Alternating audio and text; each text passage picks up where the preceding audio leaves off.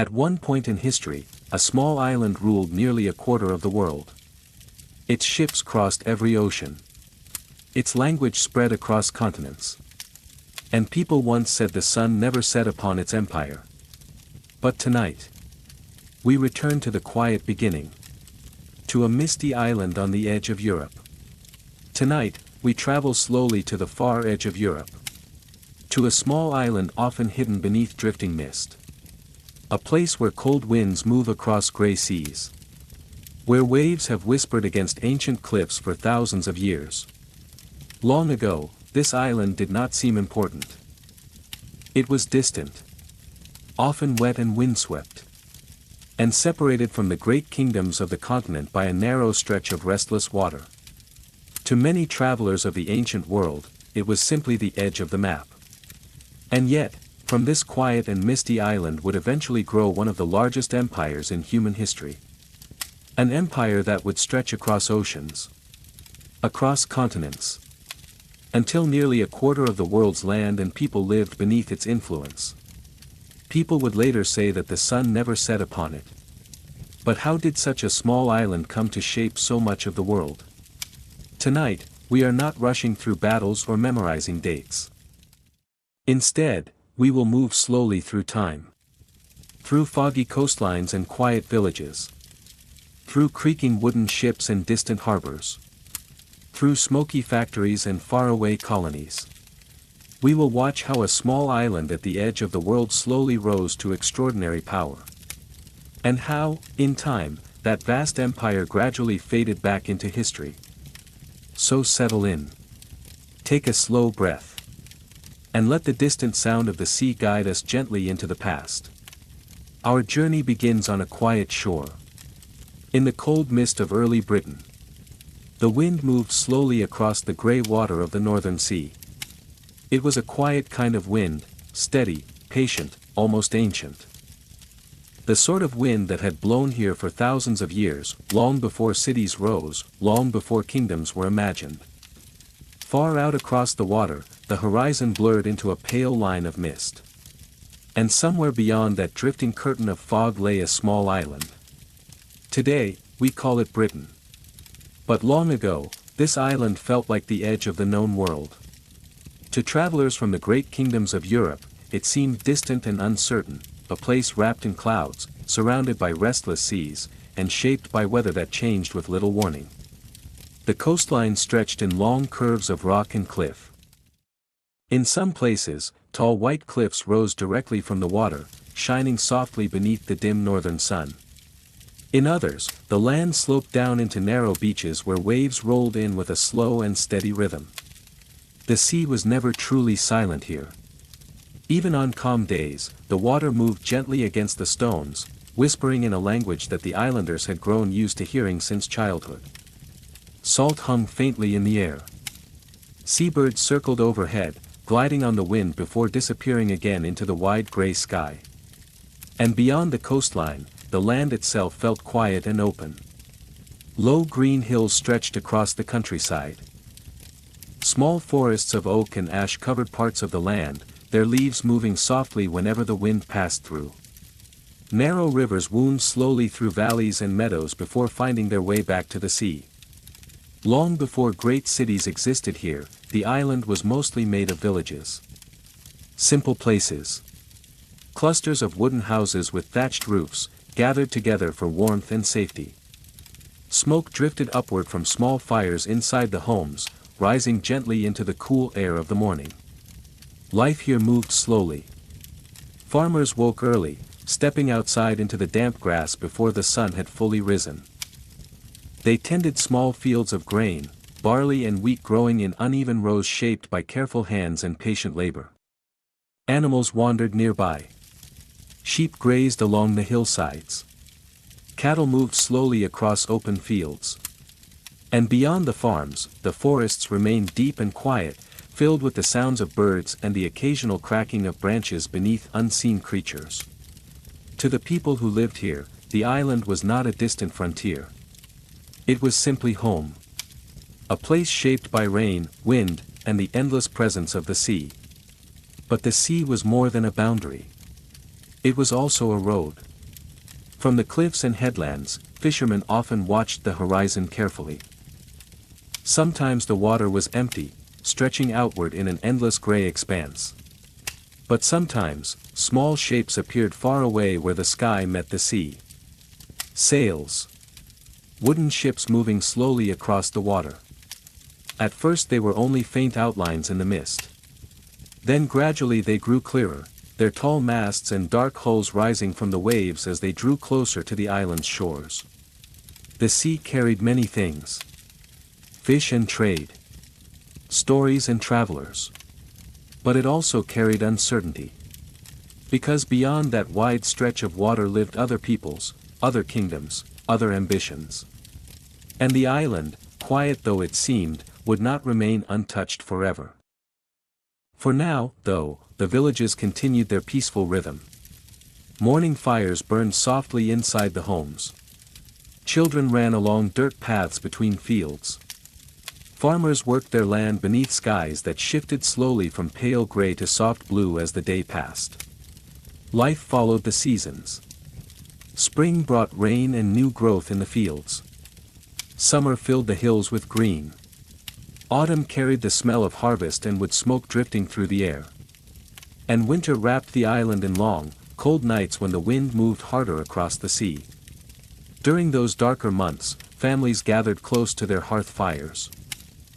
They shared food, told stories, and listened to the sounds of the storm outside their wooden walls.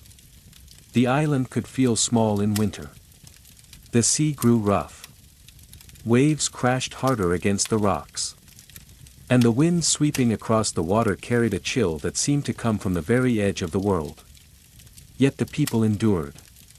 They had learned to live with the weather, with the sea, and with the isolation of their distant island. They built their homes strong. They worked the land carefully. And they watched the horizon. Always the horizon. Because over time, the islanders slowly understood something important. The sea that surrounded them was not only a barrier. It was also a connection to the wider world. And sooner or later, that world would come knocking on their shores. Sometimes quietly. Sometimes violently. In the centuries to come, ships would appear on the horizon more often. Some would bring merchants and travelers. Others would bring warriors. But those stories belong to another moment. For now, the island still rests beneath drifting clouds and cool northern winds. The waves continue their endless rhythm against the cliffs. And in the quiet villages scattered across the land, life moves gently forward, one slow day at a time. But far beyond the misty horizon, something is already beginning to stir upon the sea. In the quiet centuries that followed, life on the island continued much as it always had. The villages remained small. Wooden homes stood close together against the wind, their roofs covered with thick straw that rustled softly whenever a storm moved across the hills. Morning often arrived slowly in this northern land. Gray light crept over the fields while mist still clung to the valleys and rivers. Smoke from cooking fires rose gently into the cool air, drifting above the rooftops before fading into the sky. Farmers stepped out into damp grass, their boots dark with mud from the night's rain. They moved through the fields in familiar routines. Planting. Tending. Harvesting. The land demanded patience here. The soil could be rich in places, but the weather was never entirely predictable. Some years the harvest was generous. Other years the rains lingered too long, and the fields yielded less than hoped. Still, the people endured, just as their parents and grandparents had before them. Life followed the quiet rhythm of the seasons. Spring brought pale sunlight and new green shoots pushing through the soil. Summer filled the countryside with tall grasses and the steady buzzing of insects moving through the warm air. Autumn carried the smell of grain and wood smoke as families worked together to gather the harvest before winter arrived. And winter. Winter reminded everyone how small the island could feel. Cold winds swept across the sea and rolled over the land without obstruction. Rain fell in long, steady curtains, and the daylight hours grew shorter until the sun seemed to appear only briefly above the horizon. During those darker months, people stayed closer to their homes. Inside, the warmth of the hearth fire became the center of daily life. Families gathered there in the evenings. They repaired tools, prepared food, and told stories passed down through many generations. Stories of travelers. Stories of distant lands. And sometimes, stories of the sea. Because the sea was always nearby. Even for those who lived miles from the coast, its presence could still be felt in the wind that crossed the hills. But along the shoreline, the sea was part of everyday life. Fishing boats rested on narrow beaches, pulled high onto the sand when storms threatened the coast. At dawn, fishermen pushed them back into the water, guiding their small vessels through the gentle surf before rowing toward deeper waters. The work was slow and careful. Nets were cast into the sea and drawn back again with steady hands. Sometimes the catch was plentiful. Silver fish flashed in the morning light as they were lifted aboard the boats. Other days the nets returned nearly empty, and the fishermen turned their boats homeward beneath a quiet sky. Still, the sea offered more than fish. From time to time, ships arrived from across the water. They were not large fleets, and their visits were not always frequent. But when they appeared on the horizon, the villages along the coast quickly took notice. Children ran along the cliffs to watch them approach. Farmers paused in their work. And fishermen studied the unfamiliar sails rising slowly from the sea. These ships often came from lands across the narrow waters to the south and east. From the coasts of what we now call Europe. They carried traders who brought small but valuable goods. Fine cloth. Metal tools. Glass beads that glimmered softly in the light. In exchange, the islanders offered what they could provide. Wool from their sheep. Animal hides. Salted fish preserved from the sea. The meetings were usually peaceful. Trade took place along the shore or near the small wooden docks that some villages had begun to build along quiet inlets. Voices mixed together in different languages, though many of the gestures were universal. A nod. An offered hand. The quiet exchange of goods. Then, after a short time, the ships would depart once more. Their sails catching the wind as they moved slowly back toward the distant horizon. For the islanders, these visits were small glimpses of a much larger world. A world filled with kingdoms, cities, and peoples they would likely never see. Yet the sea kept that world close enough to feel, but far enough away to remain mysterious. And for many years, the rhythm of island life continued undisturbed. Villages grew slowly. Fields expanded a little farther into the countryside. More fishing boats appeared along the coast. And the island remained what it had always been. A quiet place at the edge of the known world. But sometimes, on certain mornings, the fishermen noticed something different. Shapes far out on the water. Not the familiar trading vessels they had come to expect. These ships looked longer. Lower in the water. Their sails stretched differently against the wind. And the men who stood upon their decks did not always arrive seeking trade. At first, such sightings were rare. A distant rumor carried by sailors. A strange vessel glimpsed once and never seen again. But slowly, over the passing years, the stories became more frequent. Ships appearing unexpectedly along the coast. Villages visited by unfamiliar warriors. And the quiet island that had rested so peacefully for generations would soon face a new chapter in its long history. Because somewhere beyond the gray horizon, far across the northern seas, new sailors were already learning the same lessons the islanders had long understood. That the sea was not only a barrier. It was also a road. And soon, those distant sailors would begin to travel it. Their ships cutting through the cold waters of the north.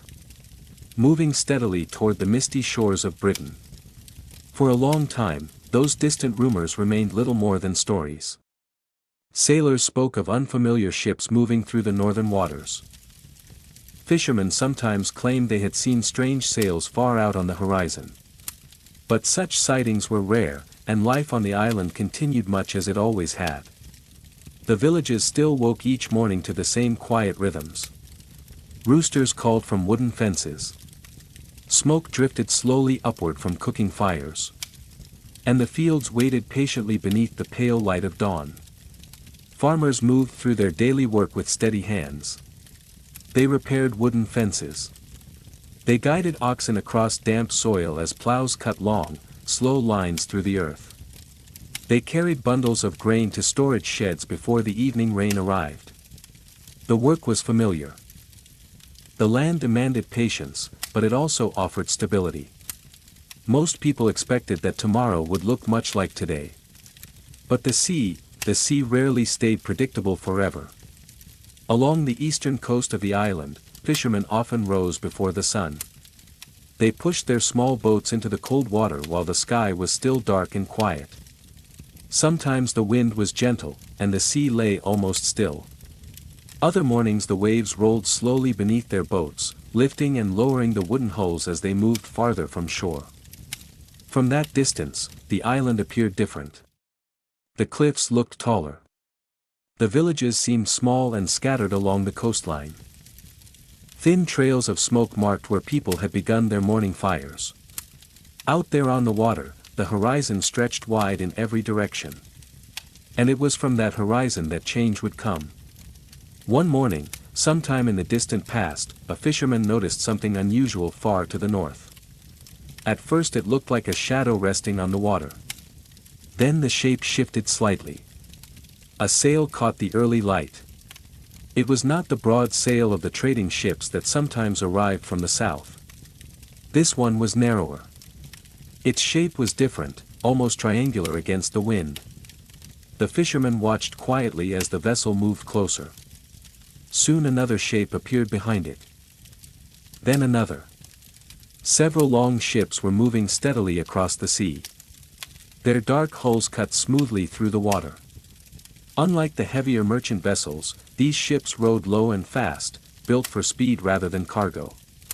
The fishermen grew uneasy. They had seen ships before. But these looked unfamiliar.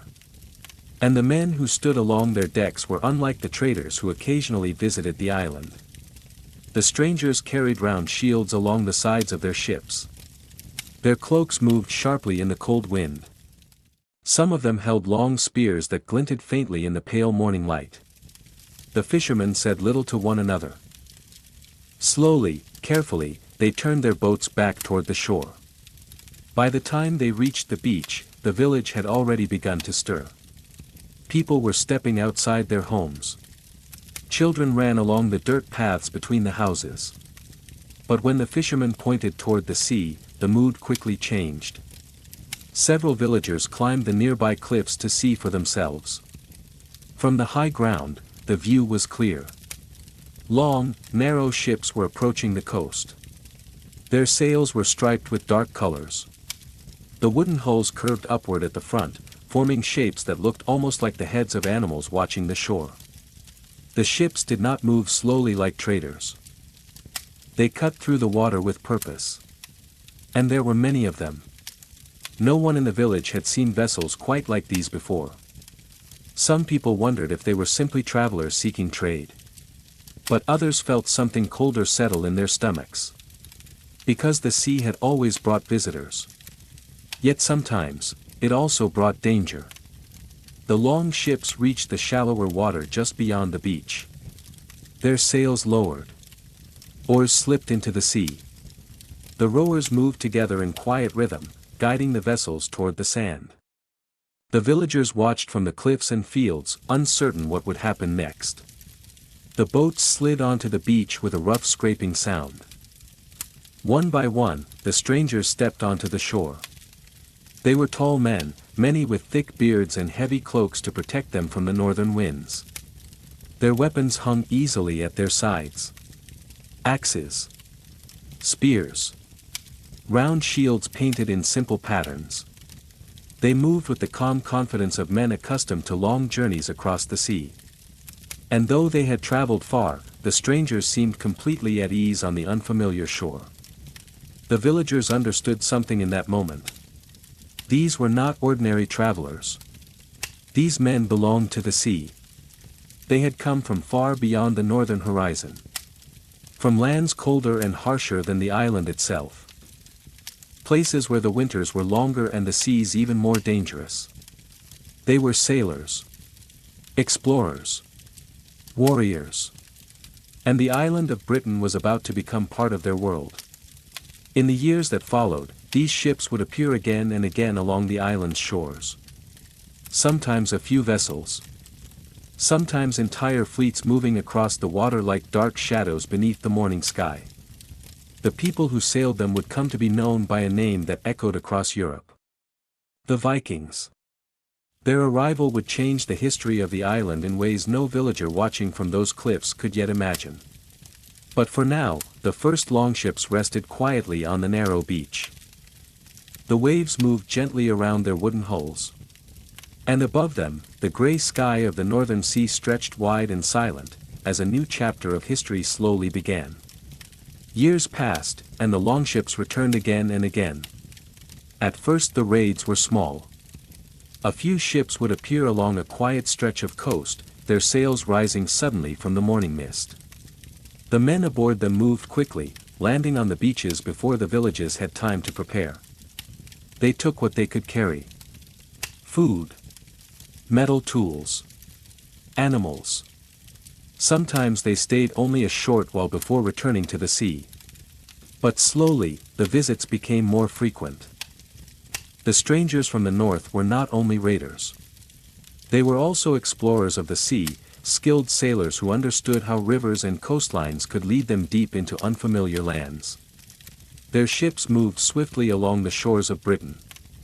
They sailed up quiet estuaries and narrow rivers, appearing suddenly far inland where people had never imagined danger might arrive by water. For the islanders, these were uncertain years. Villages that once slept peacefully near the coast now watched the sea more carefully. Small lookout fires sometimes burned along the cliffs at night. Messengers traveled between settlements carrying warnings of ships seen along the horizon. Yet the island itself was not a single kingdom. Instead, it was divided into several smaller realms, each ruled by its own king. Northumbria. Mercia. Wessex. East Anglia. These kingdoms had long competed with one another for land and influence. But the arrival of the Viking ships slowly changed the balance of power across the island. Some regions fell quickly. In the eastern parts of Britain, the northern warriors began to settle more permanently. They built camps and villages of their own, bringing families and livestock from their distant homelands. Fields were cleared. Timber halls rose near rivers and harbors. And the influence of the Viking settlers spread across large parts of the island. To many people living in those lands, the change must have felt both sudden and gradual at the same time. Old rulers disappeared. New customs appeared.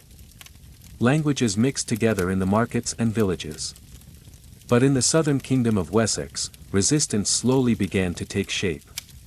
Wessex lay across rolling hills and wooded valleys in the southern part of the island.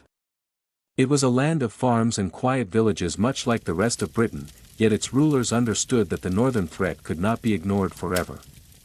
Among those rulers was a young king named Alfred. When Alfred first became king, the situation facing Wessex was uncertain. The Viking armies had already conquered or weakened several other kingdoms across Britain. Their warriors were experienced, confident, and accustomed to victory. For Alfred, survival would require patience as much as courage. During the early years of his rule, battles were fought across the countryside. Sometimes the forces of Wessex managed to push the invaders back. Other times the Viking armies advanced again, moving through towns and fields with unsettling speed. For ordinary villagers, these conflicts brought fear and uncertainty. Fields were abandoned. Homes were damaged. Families moved deeper into the countryside, hoping distance might offer safety. And during one difficult winter, the struggle reached its lowest point. The Viking forces had grown stronger. Several key settlements had fallen. And Alfred himself was forced to retreat with only a small group of loyal followers. They disappeared into a region of marshland and tangled waterways in the west of Wessex. It was not a place where armies liked to travel. The ground was wet and uneven. Narrow paths wound through tall reeds and shallow pools of dark water. Mist often drifted across the marshes, especially in the cold mornings when the air hung heavy above the land. But for Alfred and his companions, the marshes offered something valuable. Time. Hidden among the winding waterways and quiet islands of higher ground, the king waited. Life there was simple and difficult.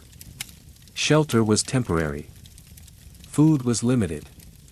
Some stories say that Alfred lived for a time in the humble home of a local family, blending quietly into the life of the countryside while the wider war continued beyond the marshes. Whether every detail of those stories is true or not, the image remained powerful in the memory of later generations. A king, not in a great hall or fortress, but waiting patiently in a wet and lonely landscape, surrounded by reeds and quiet water. From that unlikely refuge, Alfred began to rebuild. Messengers moved quietly between villages loyal to Wessex. Farmers, hunters, and local warriors slowly gathered again under the king's banner. What had seemed like defeat slowly became preparation. When the moment finally came, Alfred emerged from the marshes with renewed determination. His forces were not the largest army on the island. But they knew the land well. They moved across familiar hills and valleys, gathering strength as they went. In time, Alfred's army met the Viking forces in battle once more. The outcome of that struggle would shape the future of the southern kingdoms and give Wessex the chance to survive. Yet the story of Alfred is remembered not only for that victory. It is remembered for the patience that came before it. For the quiet months in the marshes when defeat seemed close. And for the belief that even in uncertain times, the fate of the island was not yet decided. The wind still moved across the fields of Wessex. The rivers still wound through forests and valleys toward the sea. And beyond the southern hills, the wide waters of the Channel stretched toward distant lands. Britain remained a small island on the edge of Europe. But slowly, through struggle and endurance, it was beginning to discover the strength that would one day carry it far beyond those misty shores. After the difficult years of Alfred's struggle, the island slowly began to change.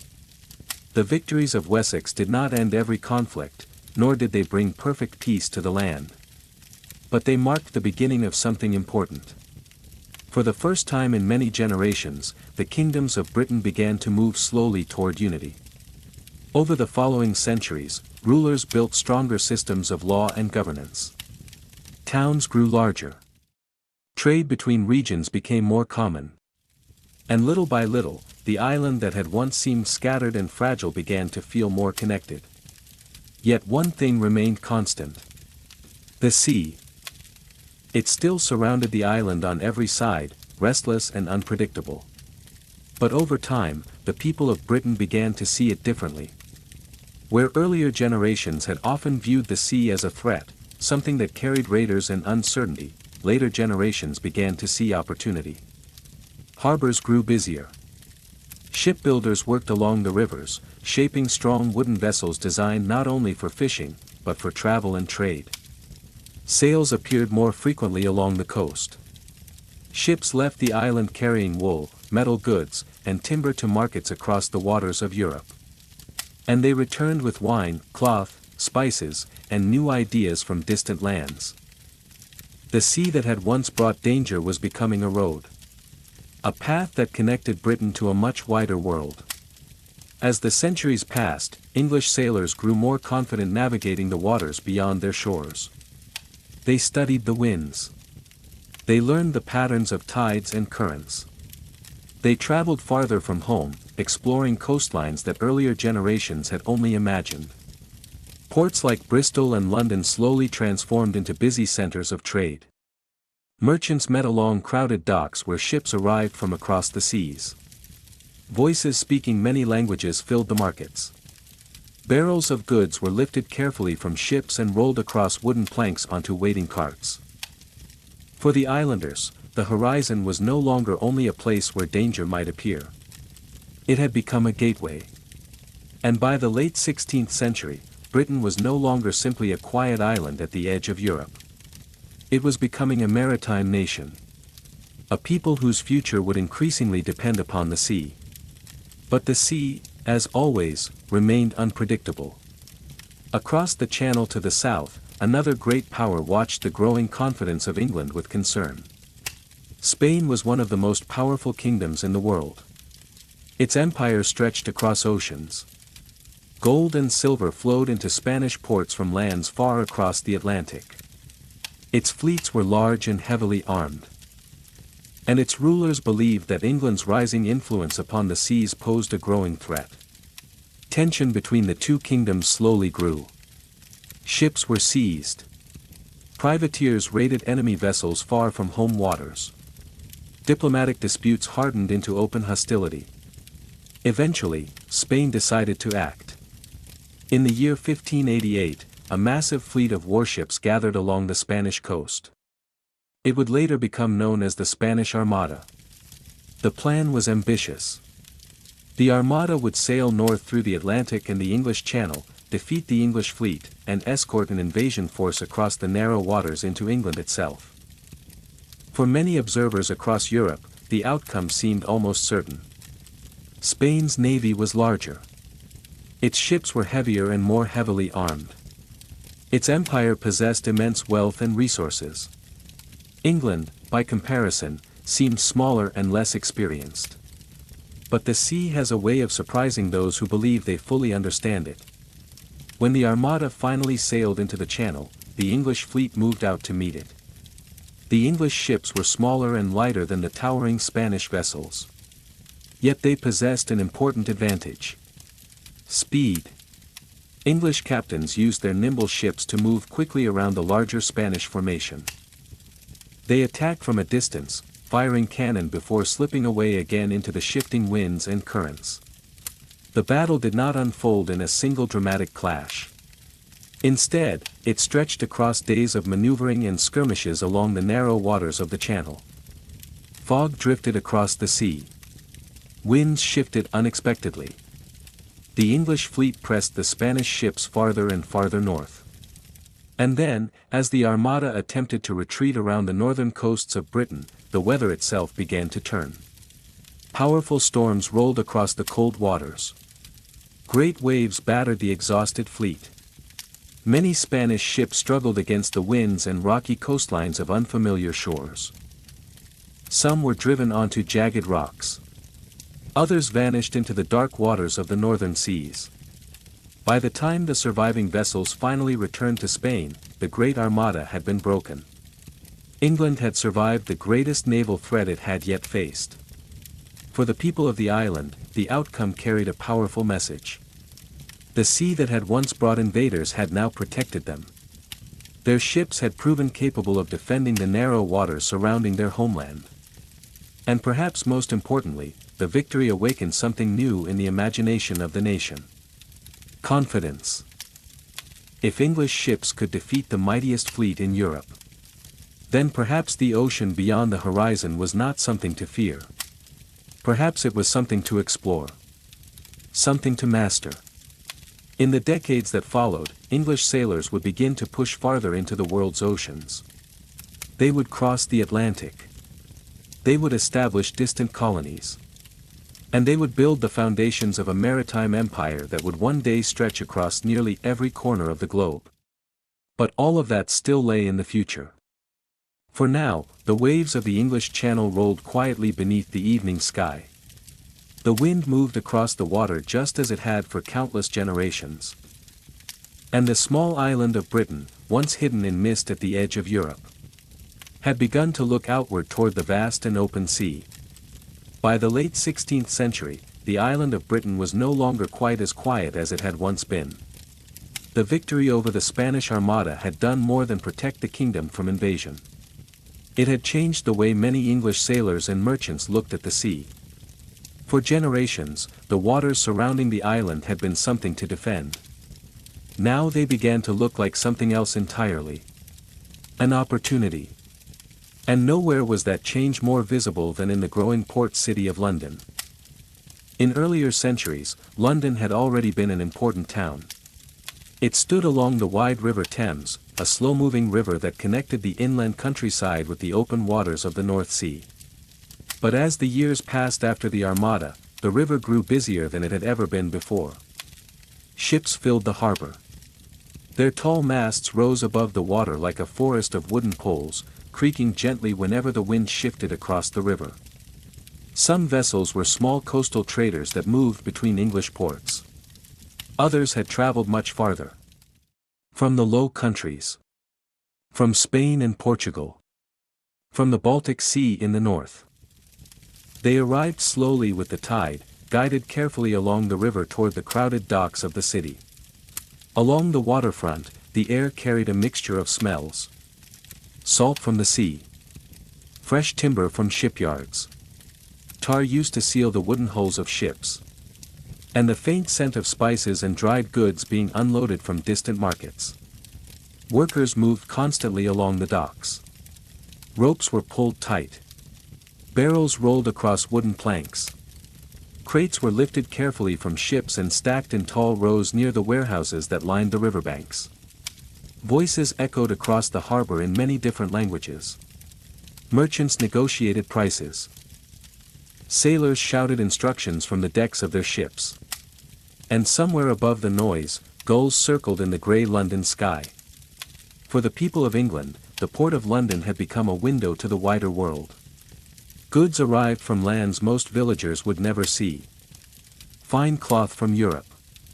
Wine stored in heavy wooden casks. Strange spices from markets thousands of miles away. Cinnamon. Pepper. Nutmeg. To those who had grown up on the island's simple foods, these distant flavors seemed almost magical. They carried the scent of lands beyond the horizon. And the merchants of London quickly realized something important. If England could reach those distant markets directly, without relying entirely on foreign traders, the rewards could be enormous. The idea slowly began to take shape among a group of ambitious merchants in the city. These men were not explorers in the traditional sense. They did not dream of glory or heroic discoveries. Instead, they dreamed of trade. Of ships traveling long distances to return with cargo so valuable that a single successful voyage could change a merchant's fortune forever. Yet such journeys were expensive and dangerous. Ships had to be built. Crews had to be hired. And the oceans beyond Europe were vast and uncertain. Storms could destroy vessels without warning. Pirates sometimes lurked along distant sea routes.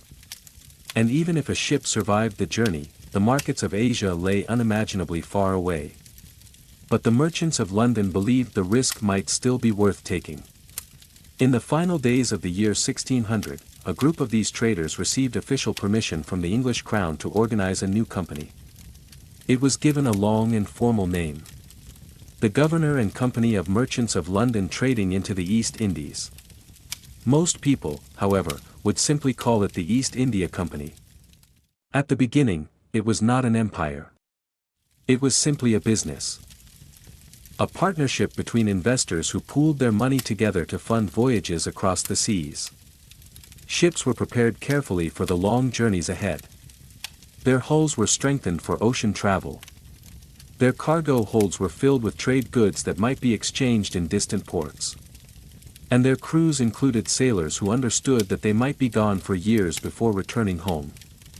When the first ships of the company sailed away from England, they passed slowly down the River Thames toward the open sea.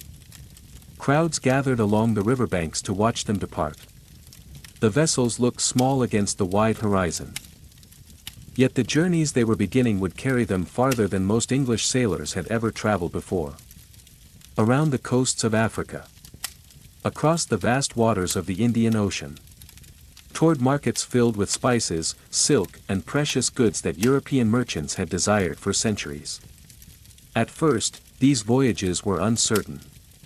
Some ships returned with valuable cargo. Others disappeared somewhere beyond the horizon, their fate never fully known. But slowly, over the following decades, the East India Company grew stronger. Trading posts appeared along distant coasts. Warehouses were built in foreign ports. And the small group of merchants who had once gathered in London began to control an expanding network of trade routes stretching across thousands of miles. What had started as a risky commercial experiment was slowly becoming something much larger. Something powerful. And though few people in England fully realized it at the time, this company would eventually help shape the future of an empire. A network of ships, ports, and distant territories connected by the restless waters of the sea. But that transformation would take time. For now, the ships continued to leave the port of London one by one. Their sails filled with wind. Their hulls creaking as they moved down the river toward the open ocean. And beyond the horizon, the vast trading world of Asia waited. The ships of the East India Company did not leave England on short journeys. Their voyages were among the longest sea expeditions attempted by English sailors at the time. When a vessel departed from the port of London, it was not expected to return for many months. Sometimes not for years. The ships sailed slowly down the River Thames, carried by the tide past green fields and quiet villages that lined the riverbanks. Soon the river widened. Salt air filled the wind. And the open waters of the sea stretched before them. At first the voyage followed familiar routes along the coasts of Europe. But gradually the ships turned southward into waters that many English sailors had never seen before. They passed the shores of Spain and Portugal. They crossed the wide Atlantic currents that curved toward the coasts of Africa. And then, after weeks at sea, the weather slowly began to change. The air grew warmer. The winds shifted. The stars that appeared at night looked slightly different from those seen in the northern skies of Britain. For the sailors, these signs meant they were traveling far from home. Eventually the ships approached one of the most dangerous passages in the world of early ocean travel. The southern tip of Africa. A place known to European sailors as the Cape of Good Hope. Despite its hopeful name, the waters around the cape were rarely gentle. Powerful winds rushed across the open ocean. Waves rose high and unpredictable. Storms could appear suddenly, turning the sea into a chaotic landscape of crashing water and roaring wind. Many ships struggled in these waters. Masts cracked. Sails tore. Some vessels vanished entirely into the storms of the southern seas. But those that survived the passage entered a very different ocean. Beyond the cape lay the vast expanse of the Indian Ocean. Here the winds followed seasonal patterns known today as the monsoon. Experienced navigators learned to use these winds carefully, timing their voyages so that the steady currents would carry their ships across the long distances between continents. Weeks passed slowly aboard the ships. Life at sea required patience. Sailors repaired ropes and sails. They scrubbed the wooden decks. They watched the horizon hour after hour as the ship moved steadily through the open water. Food was simple. Salted meat. Hard bread. Fresh water stored carefully in wooden barrels. Sometimes dolphins followed the ship for miles, gliding easily through the waves beside the hull. Other days the sea remained empty in every direction, an endless blue surface beneath the wide sky. Then, after months of travel, the long journey finally began to approach its destination. The coasts of India slowly appeared on the horizon. For the English sailors, these shores must have seemed astonishing. The air was warmer and heavier than the cool winds of Britain. Palm trees lined the coast. Markets near the harbors buzzed with voices speaking unfamiliar languages. Ships from many different nations gathered along the busy ports. Arab merchants. Portuguese traders. Local Indian vessels carrying goods along the coastline. And everywhere there was trade. The markets were filled with items that had traveled great distances across Asia. Bundles of cinnamon. Sacks of pepper. Bright silk cloth. Jewels and carved objects that reflected the light of the tropical sun. The English merchants quickly realized that these markets were part of a vast commercial world that had existed long before their ships arrived. Powerful trading networks connected ports across India, Southeast Asia, and China. The East India Company did not control these markets. Not yet. At first, its representatives simply asked for permission to trade. Small warehouses were established along the coast. English ships loaded their cargo holds with spices and textiles before preparing for the long voyage home.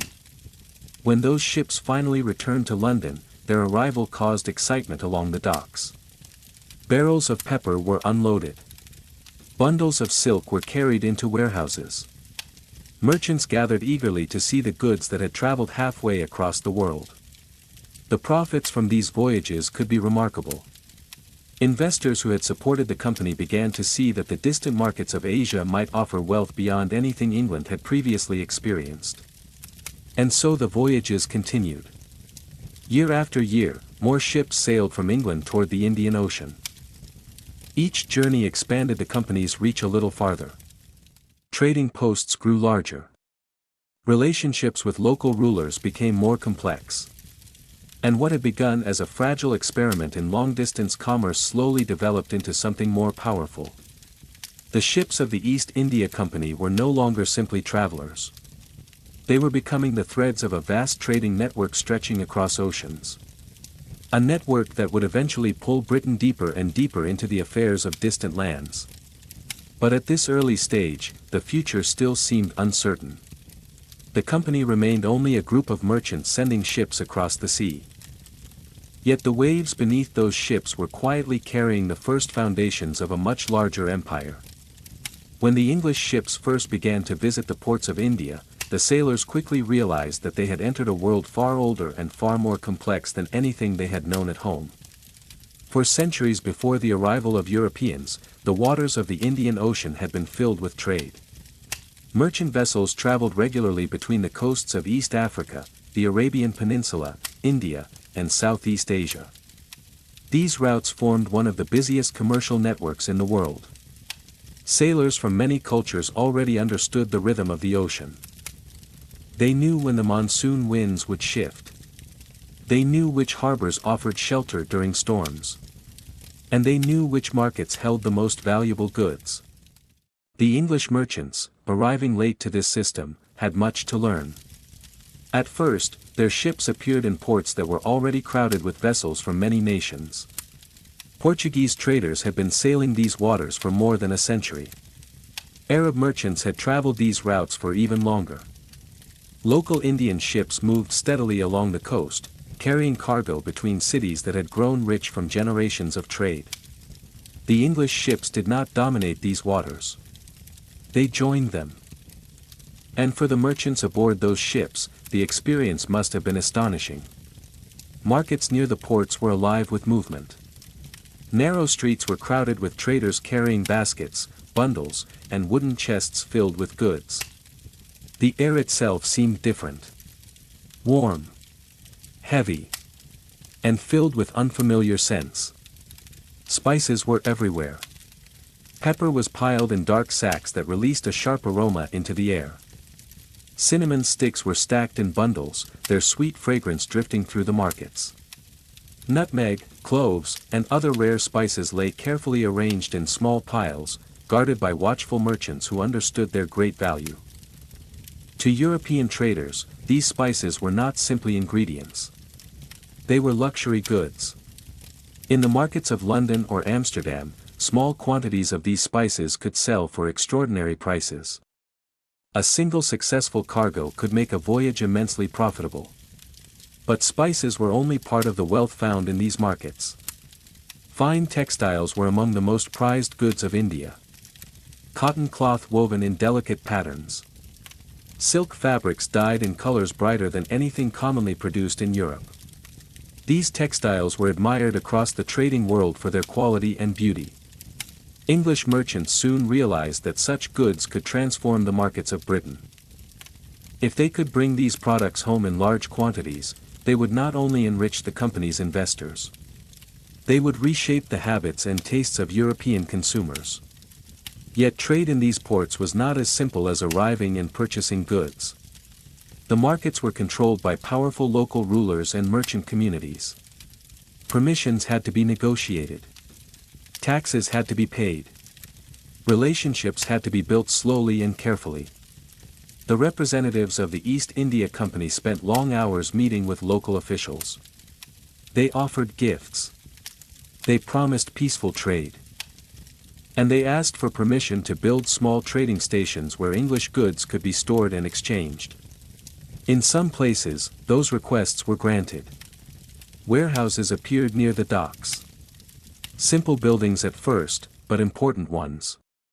Inside them, company agents stored cloth, metal tools, and other goods brought from England. From there, trade slowly expanded. Ships arrived from Britain carrying cargo. They departed again with holds filled with spices, textiles, and other valuable goods from Asia. Over time, the English merchants began to understand something crucial. Trade alone was not enough to guarantee success. Competition in these markets was fierce. Portuguese traders defended their influence aggressively. Dutch merchants, represented by the powerful Dutch East India Company, were also expanding rapidly across the Indian Ocean. Every trading nation sought the same goal: control of the most valuable routes and markets. For the East India Company, this competition slowly pushed the organization in a new direction. At first it had been a company of merchants. Now it began to behave more like a political power. Ships carried not only cargo but also cannons. Trading posts were sometimes protected by small groups of armed guards. Negotiations with local rulers became increasingly strategic.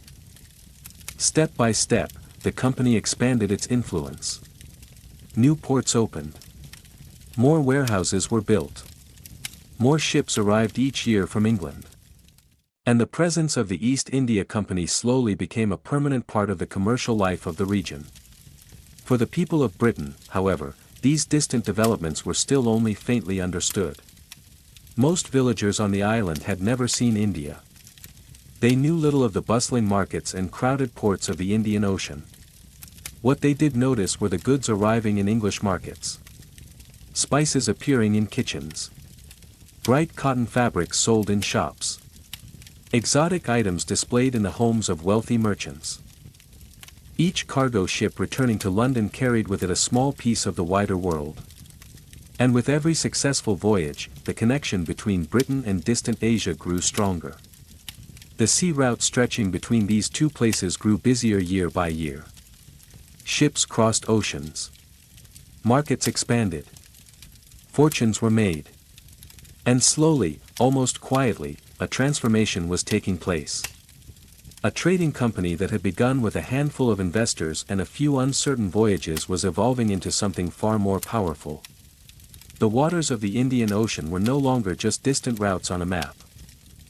They were becoming part of a network that connected the island of Britain to lands thousands of miles away. A network that would eventually reshape the balance of power across continents.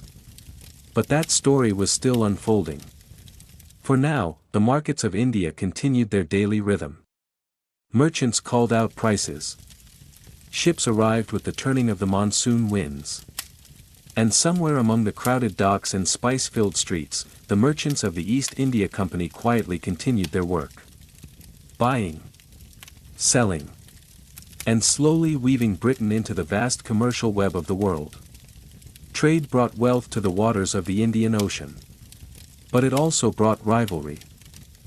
For centuries before the arrival of English ships, merchants had traveled these sea routes in relative balance. Arab traders, Indian merchants, and other regional sailors had built commercial networks that connected distant coasts through cooperation and competition. Then, beginning in the 15th and 16th centuries, European powers entered these waters. They arrived with ships designed for long ocean voyages. They arrived with cannons mounted along their decks. And they arrived with ambitions that extended far beyond simple trade. Among the earliest of these newcomers were the Portuguese. Their sailors had rounded the southern tip of Africa decades before the English or Dutch had attempted the same journey. By the time English merchants first reached India, the Portuguese had already established fortified ports along several key trading routes. Stone forts guarded important harbors. Warships patrolled nearby waters. And Portuguese officials attempted to control who could trade in certain regions of the Indian Ocean. For a time, their influence was strong.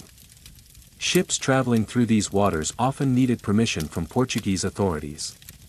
Merchants who refused could find themselves facing heavily armed patrol vessels. But the Portuguese did not remain alone for long. In the early 17th century, another powerful trading nation began to expand into these same waters. The Dutch Republic. Dutch merchants created their own trading organization, the Dutch East India Company, which quickly became one of the most powerful commercial enterprises in the world. Like the English company, it began as a business venture funded by investors seeking profit from Asian trade. But the Dutch company grew rapidly. Its ships were numerous. Its captains were experienced sailors. And its leaders were determined to dominate the most valuable spice routes of Southeast Asia. Soon the waters of the Indian Ocean and nearby seas were filled with ships from multiple European nations. Portuguese caravels. Dutch merchant vessels. English trading ships. Each nation sought access to the same markets. The same spices. The same profitable sea routes. Competition between them sometimes remained peaceful. Merchants negotiated. Ports welcomed multiple trading partners. Goods moved between ships and warehouses in busy harbors across the region. Yet at other times the competition grew sharper. Rival traders attempted to block each other from important ports. Ships shadowed one another across the sea. And occasionally, cannon spoke where negotiation had failed. The English merchants of the East India Company quickly realized that trade alone might not protect their interests in such a competitive environment. Their ships had to be prepared not only for long journeys, but also for defense. Cannons were mounted along the sides of company vessels. Crews were trained to protect their ships if they encountered hostile forces at sea. And small armed guards were sometimes stationed at trading posts on land. At first, these precautions were meant simply to protect merchants and cargo. But over time, the company's role began to expand. Company representatives negotiated treaties with local rulers. They secured permission to maintain fortified warehouses in some locations. These buildings were still centers of trade. But their walls were thicker. Their gates stronger. And within them stood small groups of armed soldiers responsible for protecting company property. Step by step, the East India Company began to resemble something more than a merchant organization. It still bought and sold goods. But it also made political agreements. It defended territory. And it maintained its own armed forces in distant lands thousands of miles from England. For many people living in Britain, these developments remained far away and largely invisible. The average farmer working a field in the English countryside knew little about the complex rivalries unfolding across the Indian Ocean. What they noticed instead were the results of those distant voyages. More goods arriving in markets. More ships returning to English ports. More wealth flowing into the hands of merchants and investors connected to overseas trade. The world beyond Britain was slowly becoming more connected. Sea routes carried not only goods, but influence. Ideas. Power. And the ships that crossed those oceans were gradually extending England's reach farther than earlier generations could have imagined. Still, the East India Company had not yet become the powerful political force it would later be known as. In these early years, its leaders were still merchants navigating an uncertain and competitive world. They bargained. They negotiated. They defended their ships when necessary. And they tried to secure stable places within the vast commercial networks of Asia. But every new trading post built along a distant shore strengthened England's presence overseas. Every successful voyage added experience to the growing fleet of English sailors who now understood the winds and currents of the Indian Ocean. And with every passing decade, the connection between Britain and Asia grew stronger. The small island that once seemed distant from the great centers of global trade was now firmly tied to them through ships and sea routes. Yet the expansion of England's influence would not remain limited to the Indian Ocean. Across another vast stretch of water lay a different frontier. The Atlantic Ocean. Beyond that ocean, new lands were waiting. Vast territories that European explorers had only recently begun to settle. And soon, English ships would begin to sail westward as well as eastward. Toward a place that many would come to call the New World. While English ships were learning the trade routes of the Indian Ocean, another group of sailors and settlers was looking in a very different direction. West. Across the wide waters of the Atlantic Ocean. For centuries, that ocean had seemed vast and mysterious to the people of Europe. But by the early 17th century, explorers had already begun to chart its currents and winds. They knew that beyond the horizon lay enormous lands. Forests stretching for miles. Rivers wider than many seen in Europe. And coastlines that seemed almost endless. These lands would eventually be called the New World. For the English crown and for ambitious merchants, the possibilities seemed enormous. New lands could offer resources. New settlements could expand trade. And new colonies might strengthen England's position in the growing competition between European powers. So ships began to sail westward from English ports. Their journeys were long and uncertain. The Atlantic Ocean could be unpredictable. Storms sometimes rolled across the open water without warning. Waves lifted the ships high before dropping them again into deep valleys of dark water. For the passengers aboard these vessels, the voyage required patience and resilience. Weeks passed slowly at sea. Cabins were small and crowded. Food was simple. And the endless movement of the ship often left travelers tired and uneasy. Yet eventually, after long weeks crossing the ocean, the coastline of North America appeared on the horizon. Tall forests covered the land. Wide rivers flowed toward the sea. The landscape seemed vast and largely untouched by the dense towns and farms that filled much of Europe. One of the earliest English settlements in this new land was established in the year 1607. It was called Jamestown. The small group of settlers who arrived there had hoped to build a successful colony along the banks of a quiet river in what is now Virginia. But the early years were difficult. The climate was unfamiliar. The land required careful clearing before crops could grow.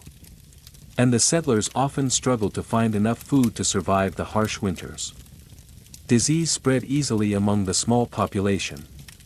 Supplies from England did not always arrive on time.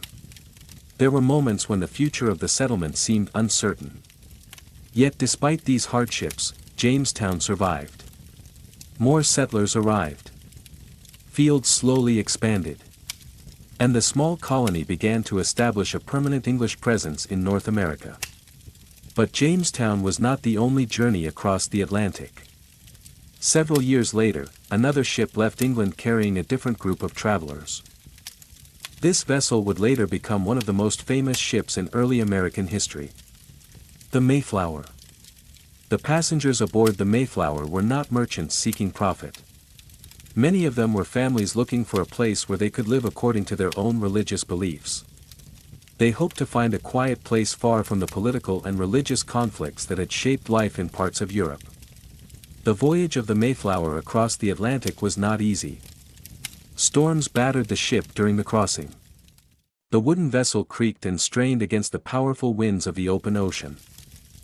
Passengers spent long days crowded below deck while waves crashed against the sides of the ship. Yet after many difficult weeks at sea, land finally appeared ahead. Cold northern shores covered in forests and rocky coastlines. The travelers had reached the region that would later become New England. There, they began to build a new settlement. The first winter was extremely difficult. Food was scarce. The cold weather was far harsher than many of the settlers had expected. Several members of the small community did not survive those early months. Yet the settlement endured. Through determination, cooperation, and help from local indigenous communities, the settlers slowly learned how to adapt to their new environment. They planted crops suited to the land. They built stronger homes. And gradually the fragile colony began to grow. Back in England, news of these settlements spread slowly. Letters and reports crossed the Atlantic aboard returning ships. Merchants read about new opportunities in the western lands. Farmers and craftsmen heard stories of wide open spaces where new communities might be built. The idea of the New World captured the imagination of many people. More ships began to sail westward. More settlers arrived along the eastern coasts of North America. Small villages slowly appeared between forests and rivers. Farms expanded across the land. And the presence of England on the far side of the Atlantic became stronger with each passing decade. For the British Empire that would eventually emerge, these early colonies played a crucial role. They created new markets for trade. They provided resources that could be shipped back across the ocean. And they extended England's influence across an entirely new continent. Yet these distant settlements were still fragile places. Life remained uncertain. Storms, disease, and conflict could threaten the survival of young colonies. But slowly, quietly, the network of English settlements in the New World continued to grow.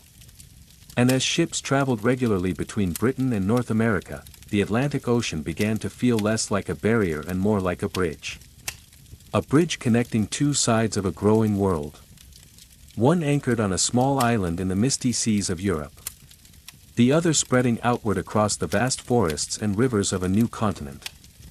As English ships continued to cross the oceans, they did not travel only east toward Asia or west toward North America.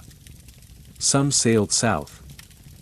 Beyond the Atlantic routes used by the settlers of the New World lay a chain of warm islands scattered across bright blue waters.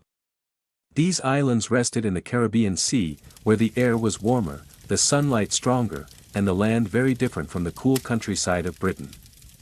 For sailors arriving from the north, the Caribbean must have seemed almost dreamlike. Palm trees swayed along white beaches. Clear water moved gently against coral shores. Tropical birds crossed the sky in flashes of color. Yet beneath this peaceful appearance, the islands were quickly becoming some of the most important places in the growing network of European trade. Several European powers had already established colonies across the Caribbean.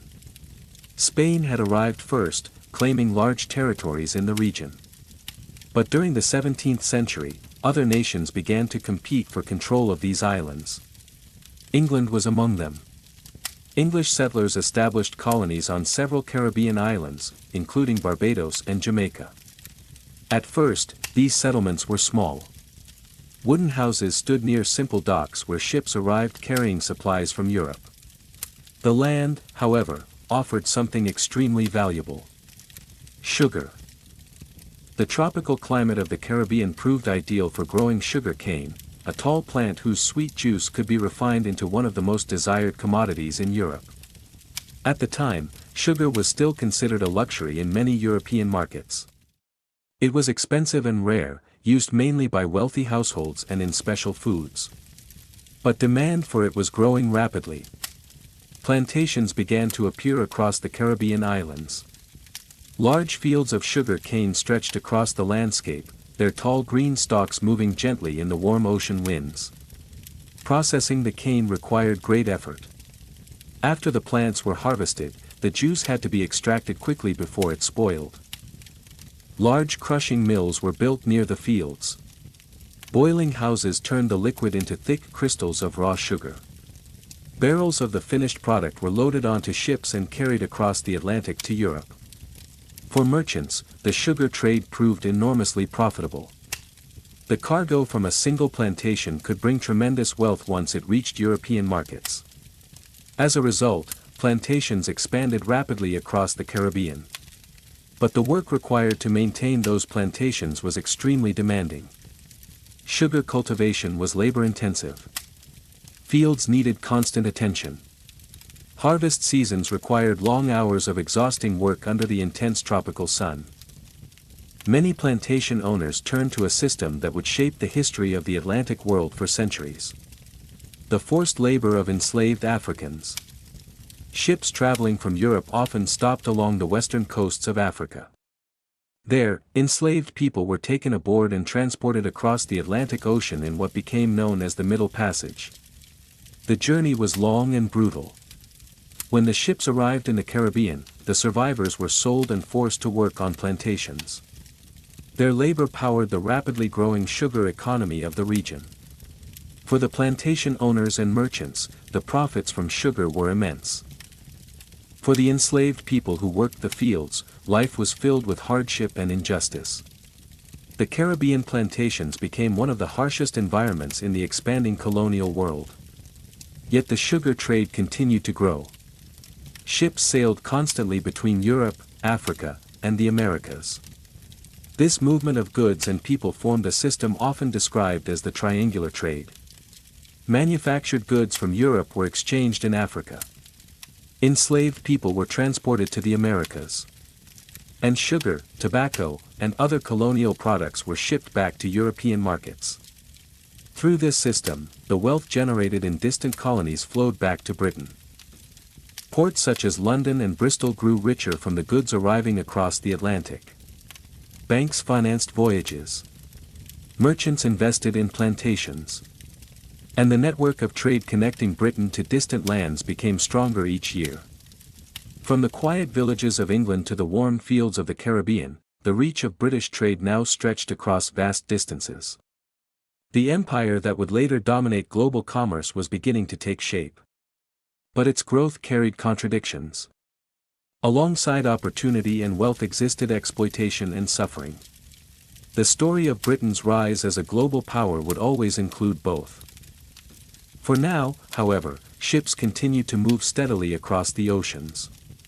Across the Atlantic winds. Across the Indian Ocean monsoon routes. And across the countless sea lanes that now connected distant continents together.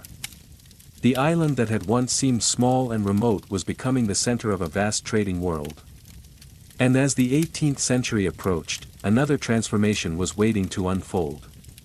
One that would not take place across the oceans, but within Britain itself. Deep beneath its hills and valleys. Where coal, iron, and steam would soon begin to reshape the modern world. As the 18th century began, the world that Britain had helped create through trade and exploration was changing once again. For more than a century, ships had carried goods across oceans.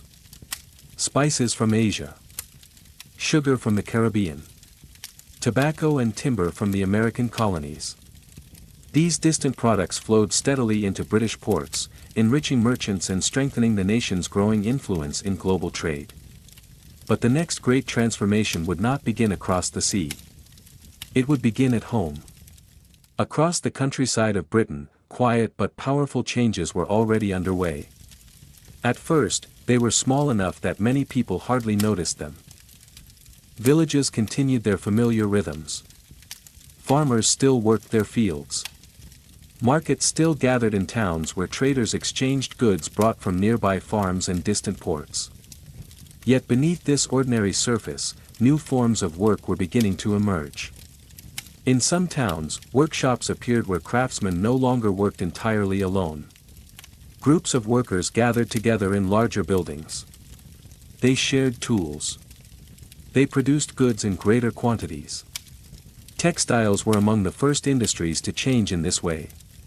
For generations, cloth had been produced slowly in homes and small workshops. Families spun thread by hand. Weavers worked carefully at wooden looms. But as demand for cloth grew across Britain and its expanding trade networks, merchants began searching for ways to produce textiles faster. New inventions began to appear. Machines designed to spin thread more quickly. Improved looms capable of weaving fabric at greater speed. At first, these machines were powered by simple means. Water wheels turned by flowing rivers. Workers turning handles by hand. Yet the desire for greater productivity continued to grow. And soon another powerful source of energy would change everything. Steam. The idea of using steam power was not entirely new. Early experiments with steam engines had been attempted during the previous century. But it was during the 18th century that engineers began refining these machines into something far more practical. One of the most important improvements came from an engineer named James Watt. Watt's work transformed the steam engine from a crude device into a powerful and reliable machine. His engines could convert the energy of heated water into mechanical motion. And once that motion could be harnessed effectively, it could drive many kinds of machinery. Factories began to appear. Unlike the small workshops of earlier generations, these buildings were large and filled with rows of machines powered by steam. Inside them, the rhythm of work changed dramatically. Instead of individuals crafting goods slowly by hand, workers now tended machines that produced items at a much faster pace. Spinning machines turned thread continuously.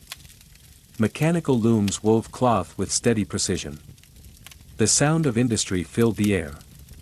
The clatter of metal. The steady turning of gears. The deep hiss of steam escaping from iron pipes. Towns that had once been quiet market centers began to grow into industrial cities. Smoke rose from tall chimneys above the factories. Workers traveled each morning from crowded streets toward the buildings where machines awaited them. Coal became one of the most valuable resources in Britain. Mines dug deep into the earth extracted the black fuel that powered the steam engines of the new industrial age. The landscape of the island slowly transformed. Railways would soon follow. At first, simple tracks carried wagons of coal pulled by horses. But as steam technology improved, engineers began developing locomotives capable of pulling heavy loads across long distances. Iron rails stretched across the countryside. Steam-powered trains moved between towns and cities. Goods that once required days or weeks to transport could now move across the country much more quickly. For Britain, the effects were enormous. Factories produced goods at a scale that few other nations could match. Textiles, iron tools, machinery, and countless other products flowed steadily from industrial towns. Ships carried these goods across the oceans to markets around the world. In return, raw materials from colonies and trading partners returned to British ports. Cotton from India and the Americas. Sugar from the Caribbean. Timber from North America. The empire's global trade network and Britain's growing industrial power reinforced one another. Factories required resources. Colonies provided them. Factories produced goods. Ships carried them across the empire. By the late 18th and early 19th centuries, Britain had become something new. The workshop of the world. Its factories supplied markets across continents. Its ships traveled every major ocean. And its influence reached farther than any earlier generation of islanders could have imagined. Yet this transformation also changed life within Britain itself. Industrial cities grew quickly. Crowded neighborhoods appeared near factories. Workers labored long hours in noisy buildings filled with machines. The age of industry brought opportunity and prosperity to many. But it also brought challenges and hardships that society would struggle to understand and address. Still, the momentum of change was unstoppable. Steam engines continued to improve. Railways expanded. Factories multiplied. And the small island that had once relied on trade across distant seas was now driving one of the most powerful economic revolutions in human history. The Industrial Revolution had begun. And it would help propel Britain toward the height of its imperial power. In the growing industrial towns of Britain, the sound of machinery slowly became part of everyday life. At first light each morning, workers walked through narrow streets toward the tall brick buildings where the machines waited. The factories often stood near rivers or canals, where water and transport routes made it easier to move goods and materials.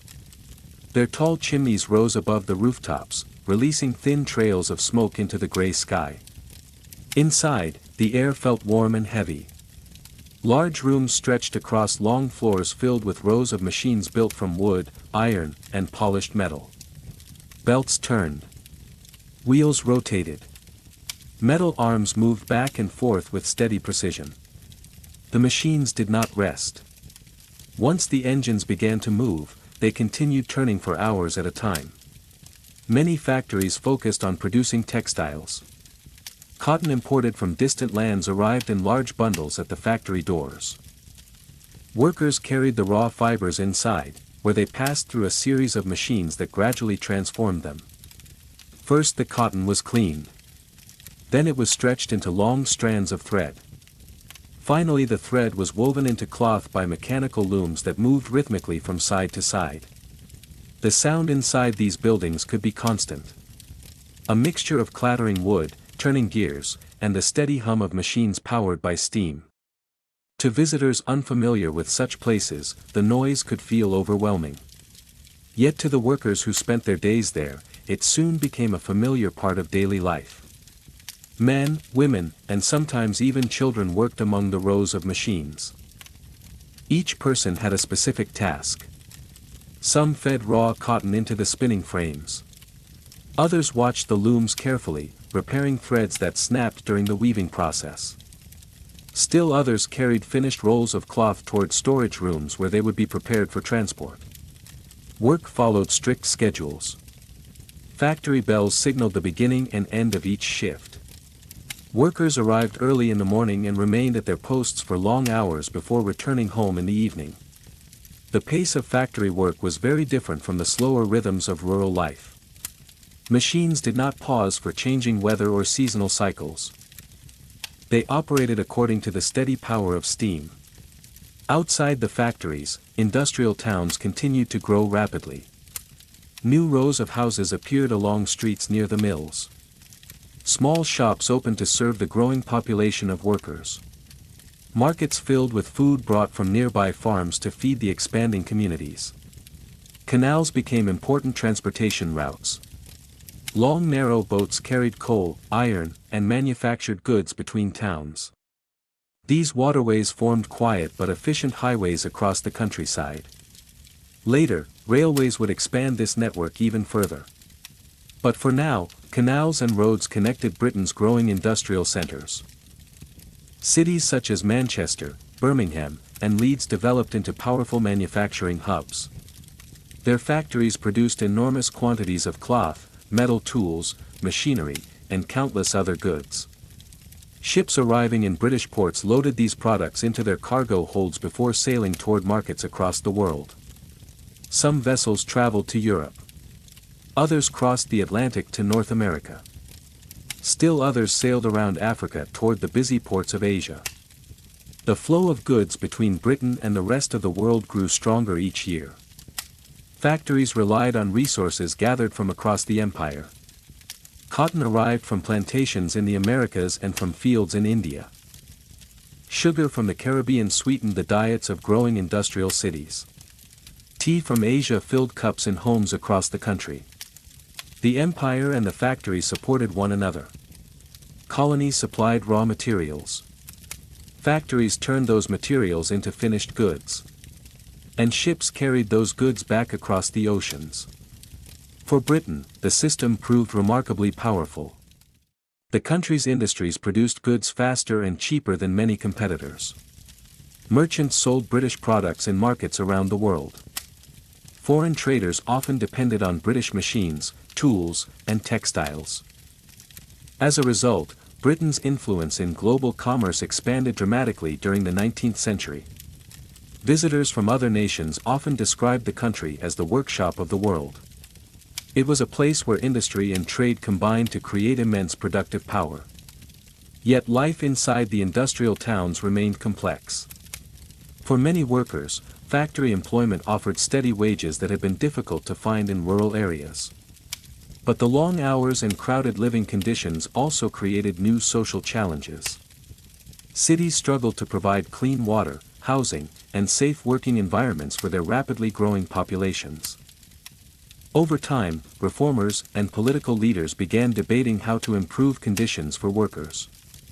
New laws slowly appeared to regulate factory labor. Education expanded. Public health measures improved urban life. These changes would take many years to develop. But they reflected the growing realization that the Industrial Revolution had transformed society as much as it had transformed the economy.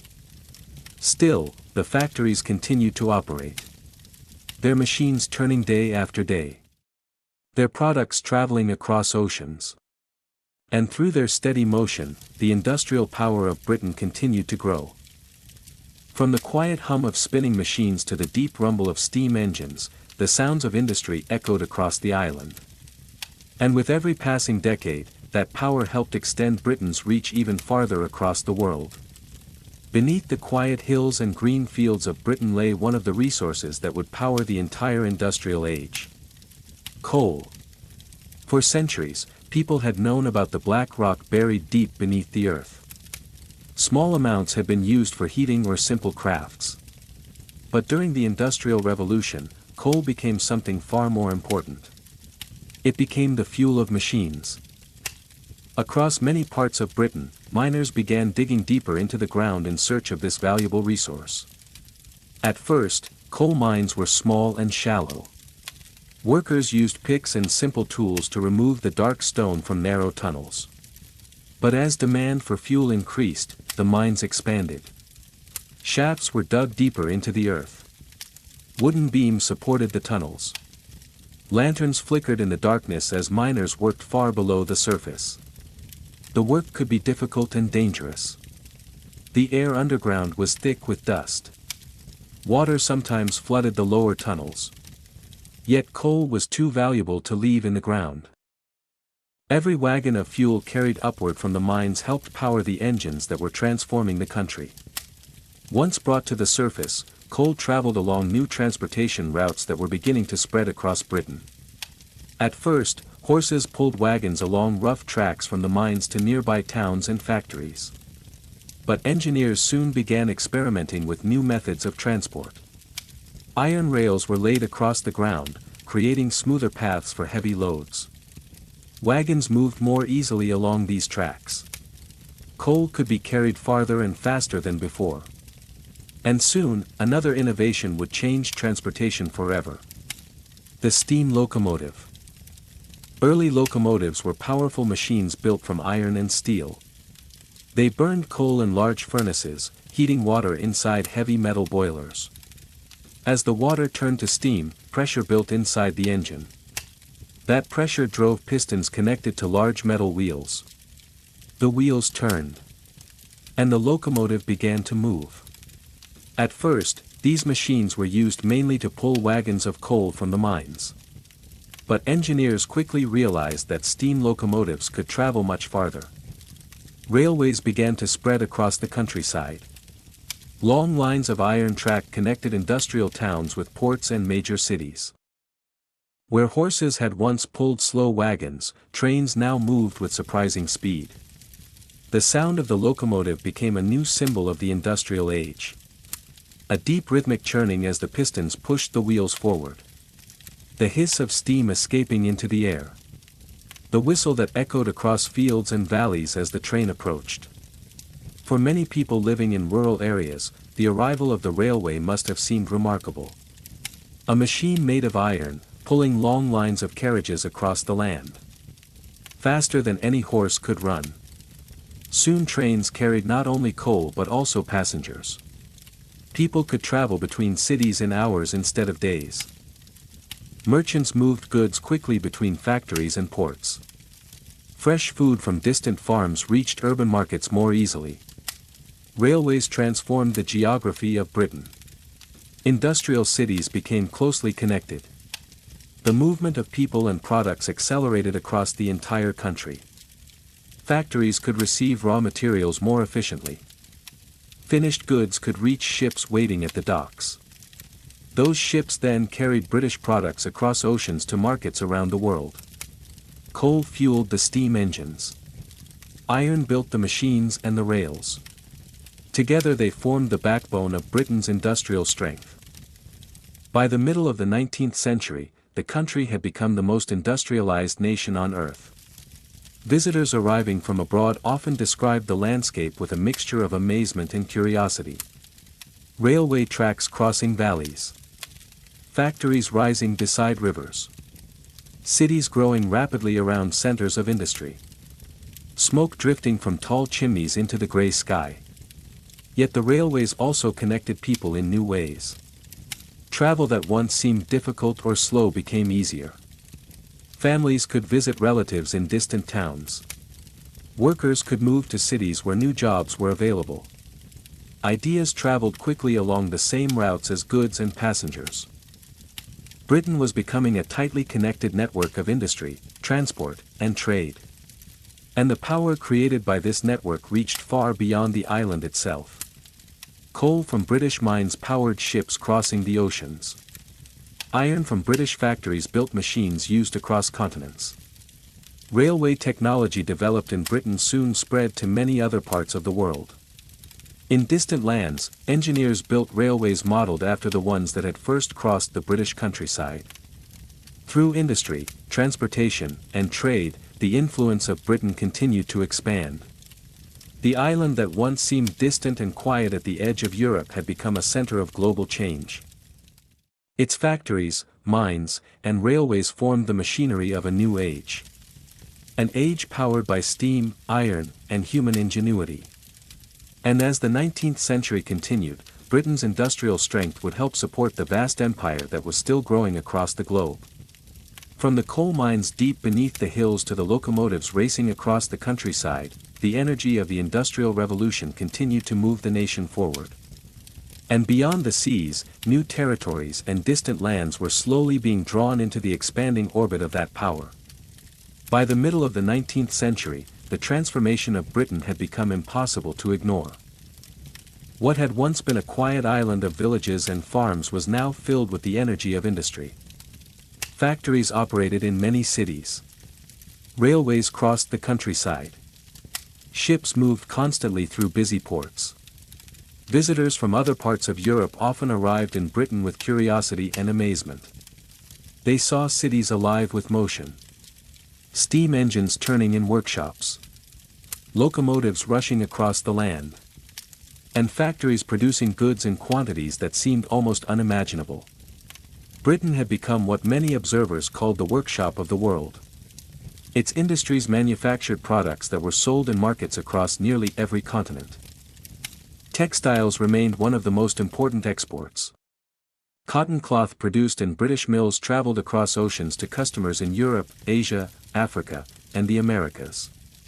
Metal goods also filled the cargo holds of ships leaving British ports. Iron tools. Machinery. Railway equipment. All were produced in growing numbers by the expanding factories of industrial towns. The scale of production was extraordinary for its time. In many industries, British manufacturers produced more goods than entire regions of Europe had previously supplied. Merchants in distant countries often depended on British products for their businesses and local markets. Behind this industrial strength stood a powerful network of trade and transport. Coal fueled the factories. Iron built the machines. Railways carried goods quickly across the island. And ships transported those goods across the world's oceans. British ports became some of the busiest in the world. London remained a major center of trade, its docks crowded with ships arriving from distant continents. Liverpool grew into one of the most important Atlantic ports, connecting Britain to North America and the Caribbean. Glasgow developed into a major center of shipbuilding, where skilled workers constructed large steamships capable of traveling across the oceans. Each port formed part of a vast global system. Raw materials arrived from across the empire. Cotton from the Americas and India. Tea from Asia. Timber from Canada. Sugar from the Caribbean. These materials were processed in British factories and then exported again as finished goods. The empire functioned as a network of exchange. Colonies provided resources. Britain supplied manufactured products. And the sea routes between them carried ships constantly back and forth across the globe. Protecting these routes became a crucial task. The British Royal Navy grew into the most powerful naval force in the world. Its ships patrolled important trade routes, guarded merchant vessels, and maintained Britain's presence in distant waters. Wherever British trade traveled, the navy was often not far away. Ports across the empire served as refueling stations and naval bases. From the Mediterranean to the Indian Ocean and the Pacific, British ships could travel between friendly harbors connected by the empire's growing network. For many observers in the 19th century, the reach of Britain's influence seemed almost limitless. Maps of the world showed vast territories marked in the color of the British Empire. People often repeated a famous phrase: "The sun never sets on the British Empire." Because somewhere across the globe, the lands under British rule were always in daylight. In Canada, settlers built towns and farms across the northern forests. In India, British administrators governed a vast and diverse population. In Australia, new colonies were expanding across the southern continent. Across Africa and Asia, British merchants, soldiers, and officials appeared in ports and cities far from the island where the empire had begun. For the people living in Britain, this global presence could feel both distant and familiar. Ships arriving in the ports brought goods from every corner of the world. Tea from China became a daily drink in British homes. Cotton cloth from British mills was worn by people in countries thousands of miles away. Newspapers carried reports from distant colonies describing events happening across oceans. Britain's identity was slowly becoming tied to its empire. Trade, industry, and imperial expansion reinforced one another. Factories depended on resources from overseas. Colonies depended on British manufactured goods. And the navy protected the sea lanes that connected everything together. Yet the empire's success was not without complexity. Across the colonies, different peoples experienced British rule in very different ways. Some regions benefited from new trade connections and infrastructure. Others faced restrictions, conflict, or economic pressures that favored imperial interests. These contradictions formed part of the broader story of empire. But during the height of the 19th century, Britain's confidence remained strong. Its industries were powerful. Its navy ruled the seas. And its merchants traded in markets across the globe. The small island that had once struggled against Viking raiders had become the center of a global system of commerce and power. From the coal mines beneath its hills to the factories and shipyards along its rivers, Britain had built an industrial foundation unlike any the world had seen before. And with that foundation supporting it, the empire continued to expand. New territories were explored. New colonies established. New trade routes opened. The age of steam and empire had reached its full momentum. And beyond the oceans that carried British ships around the world, new frontiers still waited to be explored. As Britain's industries grew stronger and its ships traveled across the world's oceans, the reach of the empire continued to expand. New territories appeared on maps. New colonies were established in places that earlier generations of Britons had barely imagined. Some of these distant lands lay across the far side of the world. One of the most remarkable examples was Australia. For centuries, the great southern continent had been largely unknown to Europeans. Sailors had occasionally passed along its coasts, but its interior remained mysterious. In the late 18th century, however, Britain began establishing permanent settlements there. The first of these settlements began in 1788, when a small fleet of ships arrived on the eastern coast of the continent. The ships carried an unusual group of passengers. Many of them were convicts. At the time, Britain's prisons were overcrowded. Sending prisoners to distant colonies became one way to relieve the pressure on the system at home. And so the first European settlement in Australia began as a penal colony. The early years were difficult. The land was unfamiliar. The climate could be harsh. Supplies arriving from Britain took months to reach the colony by sea. Yet slowly, the settlement survived. New arrivals came. Farms were established. And small towns began to appear along the coastline.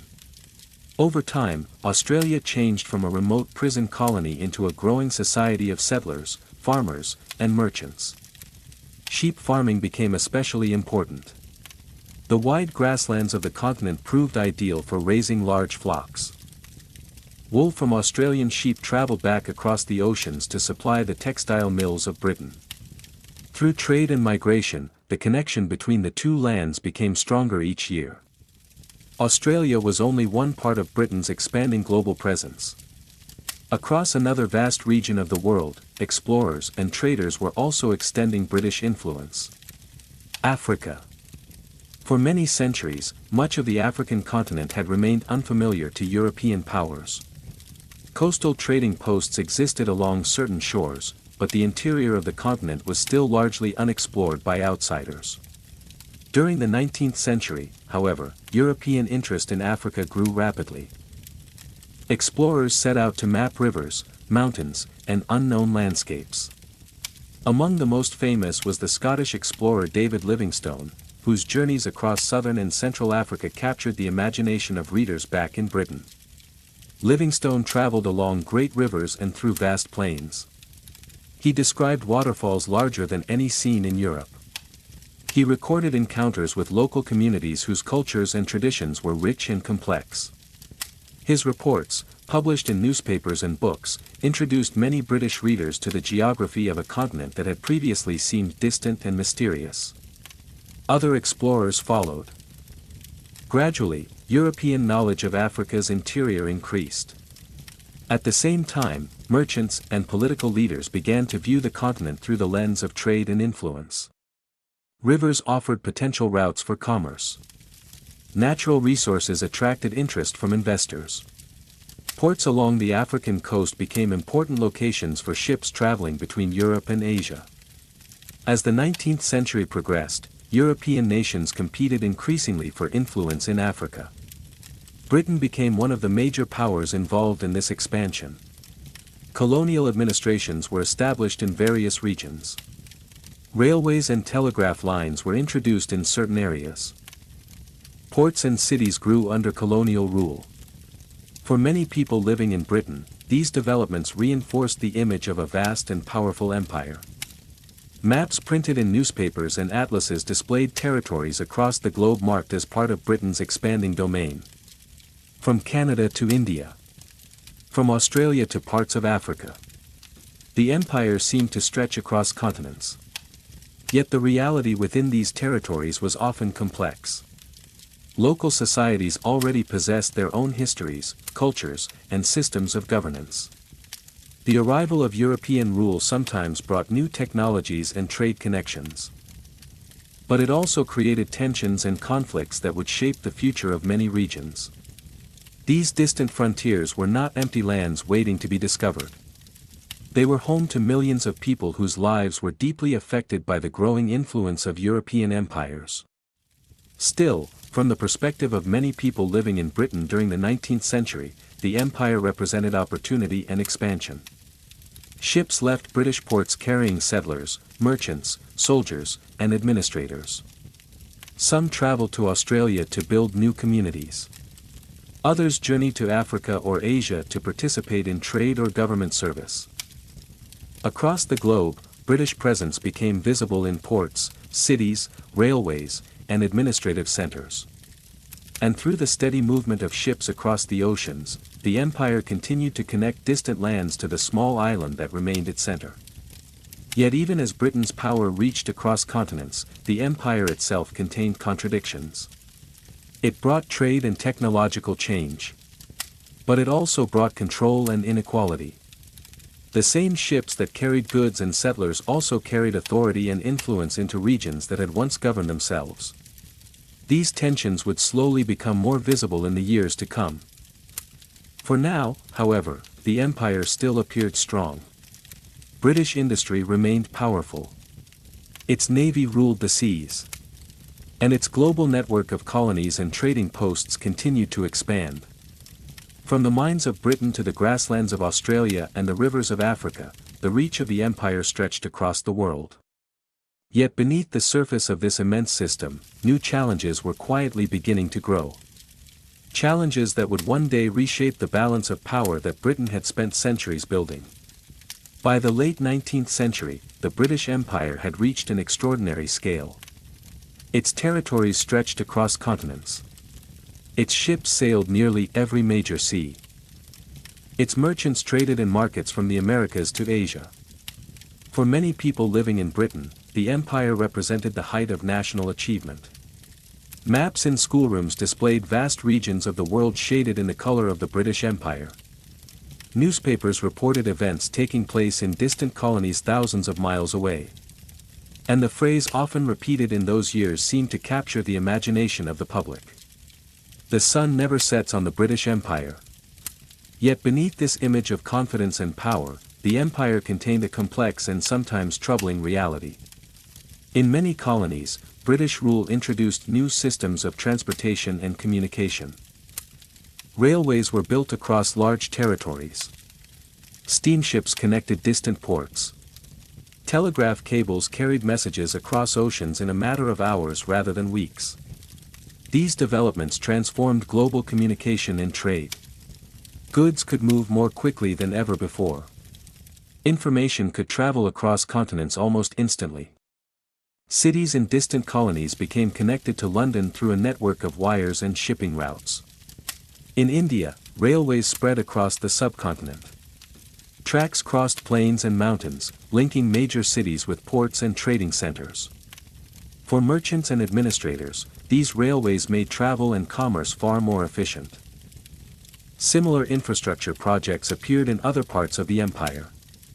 Ports were expanded. Roads improved. Hospitals and schools were sometimes established under colonial administration. To many observers in Britain, these developments seemed to demonstrate the benefits of imperial rule. They believed the empire was bringing modern technology and economic opportunity to distant lands. But the experience of empire was not the same for everyone. In many colonies, the systems of trade and administration were designed primarily to serve British interests. Resources flowed outward toward imperial markets. Local economies were often reshaped to support the needs of global commerce. And decisions affecting millions of people were frequently made far away in government offices in London. Tensions sometimes grew between colonial authorities and local populations. These tensions could lead to resistance and conflict. One of the most controversial examples occurred in China during the 19th century. British merchants had long been interested in trading with China, whose markets produced valuable goods such as tea, silk, and porcelain. But trade between the two countries was not balanced. Large quantities of silver flowed from Britain to China in payment for these goods. To address this imbalance, British traders began exporting opium grown in India to Chinese markets. The drug became widely used and deeply controversial. Chinese authorities attempted to restrict the trade, concerned about its social effects. When British merchants resisted these restrictions, tensions escalated into armed conflict. The resulting wars, known today as the Opium Wars, forced China to open additional ports to foreign trade. They also led to the transfer of Hong Kong to British control. Events like these revealed another side of imperial power. The empire could build railways and expand trade. But it could also impose its will through military force. Across the empire, many people experienced British rule in ways that were very different from the optimistic image often presented in Britain itself. In some regions, colonial administration brought stability and new economic connections. In others, it created systems of control that limited local independence. These contradictions formed what many historians now describe as the paradox of empire. The same system that encouraged global trade and technological development could also generate inequality and conflict.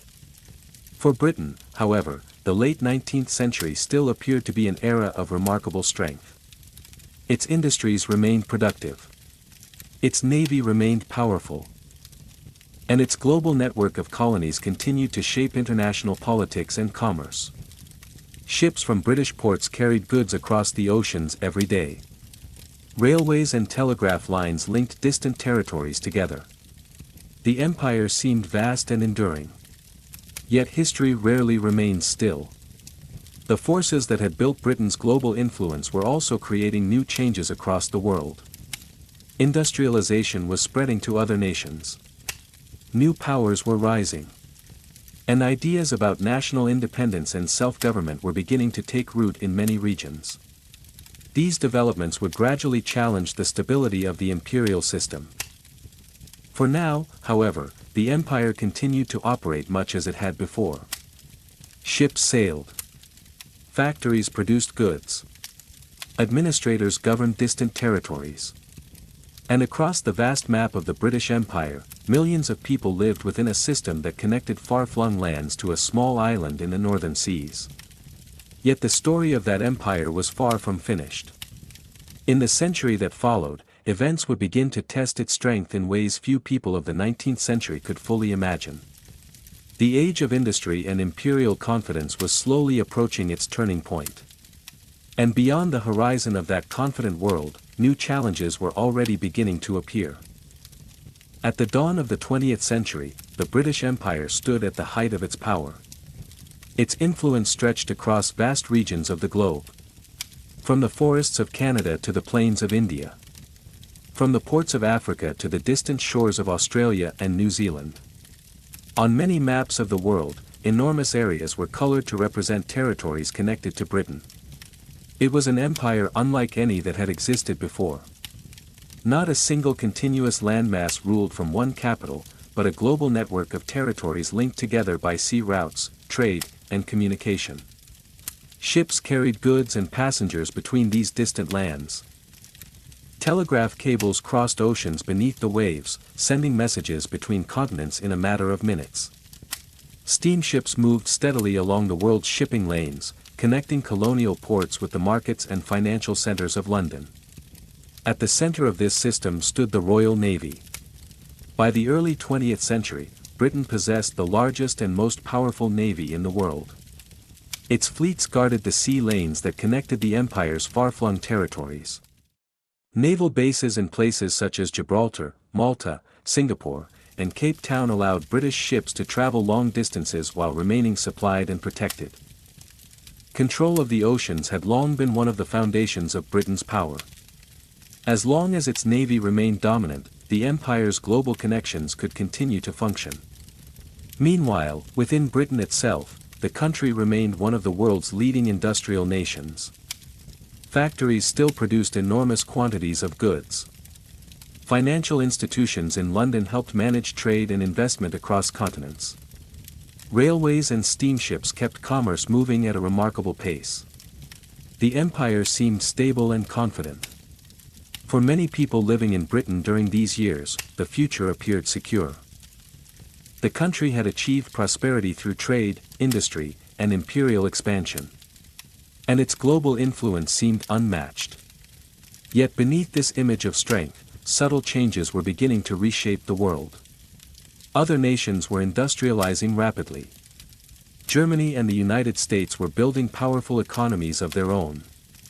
New technologies were spreading quickly between countries. Competition between great powers was increasing. Navies expanded. Armies modernized. Diplomatic tensions grew across Europe. Many leaders hoped that cooperation and negotiation would prevent large-scale conflict. Yet the political atmosphere of the early 20th century remained fragile. Alliances formed between different nations. Military planning grew more detailed and complex. And across Europe, governments watched one another with growing suspicion. The British Empire, despite its enormous size, was not isolated from these developments. Many of its colonies were deeply connected to the global system of trade and politics. Soldiers from across the empire served in military units connected to Britain. Economic ties linked colonial economies to the industrial centers of Europe. In times of peace, these connections strengthened the empire. But in times of crisis, they could also draw distant territories into conflicts that began far away. At the same time, new political ideas were beginning to circulate within many parts of the empire. Concepts such as national identity, self-government, and political reform gained support among educated communities in various colonies. Some groups hoped to achieve greater autonomy while remaining within the empire. Others dreamed of complete independence. These ideas did not yet dominate political life in most territories. But they were beginning to take root. Meanwhile, within Britain, the empire continued to play an important role in national life. Newspapers reported stories from across the world. Exhibitions displayed goods and cultural artifacts from distant colonies. Schoolbooks taught children about the geography and history of the empire. For many citizens, the empire represented a source of pride. It symbolized exploration, trade, and the expansion of British influence across continents. Yet history often moves quietly before dramatic change arrives. The great network of territories, ships, and institutions that made up the British Empire had been built gradually over centuries. And although it appeared strong, it depended on delicate balances of power, economics, and political cooperation. When those balances shifted, even the largest systems could begin to show signs of strain. The early years of the 20th century would soon bring such changes. Events unfolding in Europe would spread outward across the world. Alliances would draw many nations into conflict.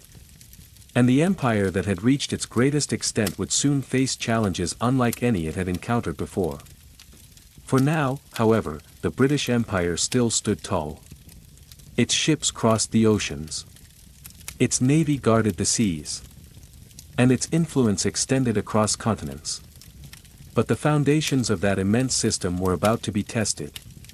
And the coming decades would reveal just how resilient, or fragile, the empire truly was. Long before the British Empire reached its greatest height, it had already experienced one of the most important turning points in its history. That turning point took place across the Atlantic Ocean. In the American colonies. By the middle of the 18th century, Britain had established a series of colonies along the eastern coast of North America. Small settlements that had once struggled to survive had grown into thriving communities. Cities such as Boston, New York, and Philadelphia had become active centers of trade. Farmers cultivated fields across fertile land. Merchants built businesses connected to the growing network of Atlantic commerce. The 13 colonies shared strong economic and cultural ties with Britain. Ships crossed the ocean regularly carrying goods, letters, and travelers. Colonists considered themselves part of the British world. Yet distance created differences. Life in the American colonies was not exactly the same as life in Britain. Colonial communities had developed their own local assemblies and traditions of self-government. Local leaders were accustomed to making many decisions within their own territories. For a long time, this arrangement functioned without serious conflict. But during the mid-18th century, events began to place new pressures on the relationship between Britain and its colonies. One major factor was the cost of war. Britain had recently fought a long and expensive conflict with France known as the 7 Years' War. The war had extended across several continents and had required enormous financial resources. Although Britain emerged victorious, the government in London faced heavy debts. Leaders began searching for ways to recover some of the costs of maintaining the empire. One proposal involved new taxes on the American colonies. From the perspective of British officials, this seemed reasonable. The colonies benefited from the protection of British military forces. Therefore, they believed the colonists should contribute to the expenses of imperial defense. But many colonists saw the situation differently. They argued that taxes should not be imposed on them without representation in the British Parliament. The phrase that became associated with their protest was simple: no taxation without representation. Disputes over taxes soon expanded into wider disagreements about political authority. Colonial assemblies resisted certain laws passed by Parliament. Public protests began to appear in cities such as Boston. Merchants organized boycotts of British goods. Tensions grew gradually over several years. Neither side initially expected the conflict to escalate into a full war. Yet a series of confrontations and political miscalculations slowly pushed events in that direction. In 1775, fighting broke out between colonial militias and British troops. What had begun as a political dispute had turned into an armed struggle. The American Revolutionary War had begun. For Britain, the conflict presented a serious challenge. The colonies were far from the British Isles. Supplying armies across the Atlantic required long and complicated sea voyages. Meanwhile, colonial forces were fighting on land they knew well. As the war continued, other European powers, including France, offered support to the American side. The conflict expanded beyond the colonies themselves. Battles took place on land and at sea. Years of fighting followed. Eventually, the British government accepted that continuing the war would bring little benefit. In 1783, Britain formally recognized the independence of the United States. The 13 colonies had become a new nation. For the British Empire, this moment came as a profound shock. It was the first time that a large group of colonies had successfully broken away from British rule. Many people in Britain worried that the loss might signal the beginning of a wider collapse. Yet history often unfolds in unexpected ways. Although the loss of the American colonies was painful, it also forced British leaders to reconsider how the empire should be governed. New approaches gradually developed. In some parts of the empire, colonies were allowed greater degrees of self-government. In others, Britain focused more heavily on trade and economic influence rather than direct control. Meanwhile, attention increasingly shifted toward other regions of the world. India, Africa, Australia. The empire continued to grow in different directions even after losing its American territories. Over time, the United States itself developed into an independent power with its own expanding influence. The relationship between Britain and its former colonies evolved from rivalry into a complex partnership shaped by trade, diplomacy, and shared cultural ties. Looking back, historians often see the American Revolution as both an ending and a beginning. It ended the first phase of Britain's Atlantic Empire. But it also marked the start of a new era in which Britain expanded its influence across Asia, Africa, and the Pacific. The shock of losing the American colonies did not destroy the British Empire. Instead, it reshaped it. Yet the lesson remained important. Even the largest empires could face unexpected challenges. And the forces of political change, once unleashed, could alter the course of history in ways few people predicted at the time. The empire that had stretched across oceans would continue to evolve. But the story of the American Revolution remained a reminder that imperial power was never entirely secure.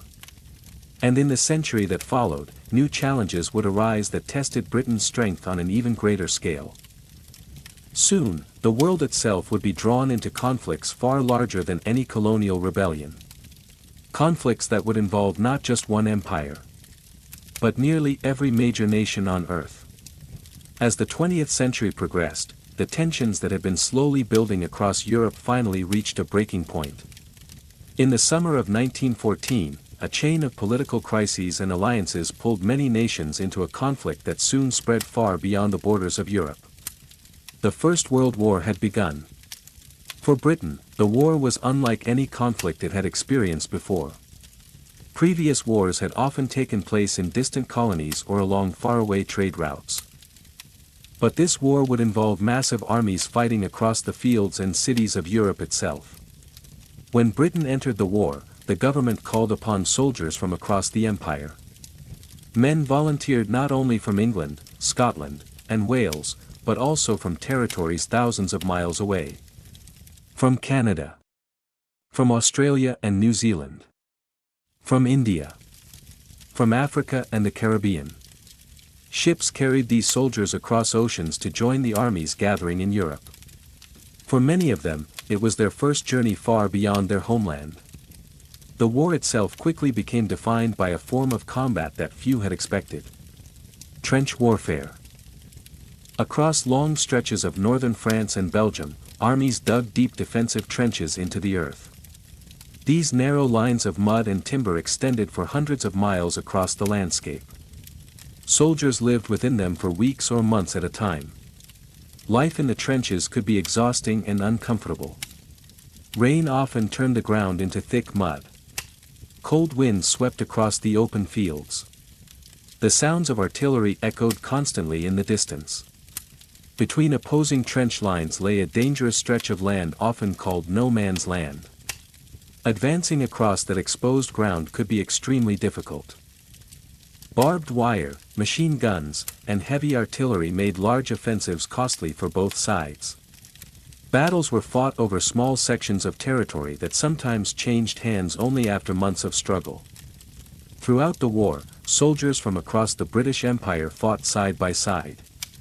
Canadian units served on the Western Front. Australian and New Zealand forces took part in campaigns in Europe and the Middle East. Hundreds of thousands of Indian soldiers were deployed to support British operations. Their experiences brought them into contact with distant lands and cultures far removed from their homes. The war demanded enormous resources. Factories across Britain shifted their production toward military supplies. Railways and ships transported equipment and troops to the front lines. Food and materials had to be gathered not only from Britain itself but also from across the empire. Colonial economies played an important role in sustaining the war effort. Yet the human cost of the conflict was immense. The fighting lasted for more than 4 years. Millions of soldiers across all sides of the war were killed or wounded. Entire landscapes were transformed by artillery and trench systems. Cities and villages near the front lines suffered heavy damage. By the time the war finally ended in 1918, Europe had been deeply scarred by the conflict. Britain and its allies had emerged victorious. But the victory had come at a great price. The war had strained the economies of many nations. It had required the mobilization of entire societies. And it had exposed the vulnerability of even the most powerful empires. Within Britain and its colonies, the experience of the war left lasting effects. Soldiers returning home carried memories of the battlefields. Families mourned those who did not return. Economic pressures and social changes reshaped daily life. In many parts of the empire, people who had contributed to the war effort began to question their political status. If soldiers from colonies had fought and sacrificed alongside British troops, many asked, should they not also have a greater voice in how their societies were governed? These questions did not immediately dissolve the empire. But they planted seeds of political change that would grow in the decades that followed. The world that emerged after the First World War was different from the one that had existed before. Old empires in Europe had collapsed. New nations had appeared on the map. And the balance of global power had begun to shift. Britain remained a major force in international affairs. Its empire still stretched across continents. Its navy continued to guard the seas. Yet the war had revealed that even the strongest systems could be shaken by events beyond their control. The British Empire had survived the greatest war the world had yet seen. But the conflict had left deep marks on the societies that formed the empire. And only a generation later, the world would once again be drawn into an even larger and more destructive struggle. A war that would test the resilience of the empire even more severely. And from that struggle, a new global order would eventually emerge. The peace that followed the First World War did not last as long as many had hoped. During the years that followed the conflict, the world struggled to recover from the economic and political shocks it had experienced. Some countries rebuilt slowly. Others faced deep instability. Economic crises spread across continents, and new political movements emerged in response to uncertainty and hardship. In parts of Europe, authoritarian governments gained power. Leaders in Germany, Italy, and elsewhere began promoting aggressive national ambitions. These governments expanded their military forces and challenged the fragile international agreements that had been created after the First World War. At first, many people hoped that diplomacy could prevent another global conflict. But tensions continued to rise throughout the 1930s. Territories were claimed. Borders were challenged. And alliances between nations began to form once again. In 1939, the situation finally reached another breaking point. Germany invaded Poland. Within days, Britain and France declared war. The Second World War had begun. Once again, Britain found itself engaged in a conflict that would involve not only Europe but much of the world. The war spread across continents. Battles took place in Europe, North Africa, the Atlantic Ocean, and eventually across the vast regions of Asia and the Pacific. Britain stood at the center of a global alliance resisting the expansion of aggressive powers. The resources and manpower of the British Empire were mobilized once more. Soldiers came from many different regions. From Canada. From India. From Australia and New Zealand. From African colonies and Caribbean islands. Just as in the previous war, people from across the empire participated in the struggle. Some served as soldiers. Others worked in factories producing equipment and supplies. Many supported the war effort through agriculture, transportation, and industrial production. The conflict demanded enormous sacrifices. During the early years of the war, Britain itself faced direct danger. German aircraft launched bombing campaigns against British cities. The air raids, often called the Blitz, brought destruction to many urban areas. Night after night, bombs fell on London and other cities. Buildings were damaged. Fires burned across neighborhoods. Yet the population endured the attacks with remarkable resilience. Shelters were built beneath streets and in underground train stations. Families gathered together during the long nights of bombing. And each morning, people returned to their daily work despite the destruction around them. Meanwhile, battles were fought across distant regions of the empire. In North Africa, Allied forces confronted enemy armies across desert landscapes.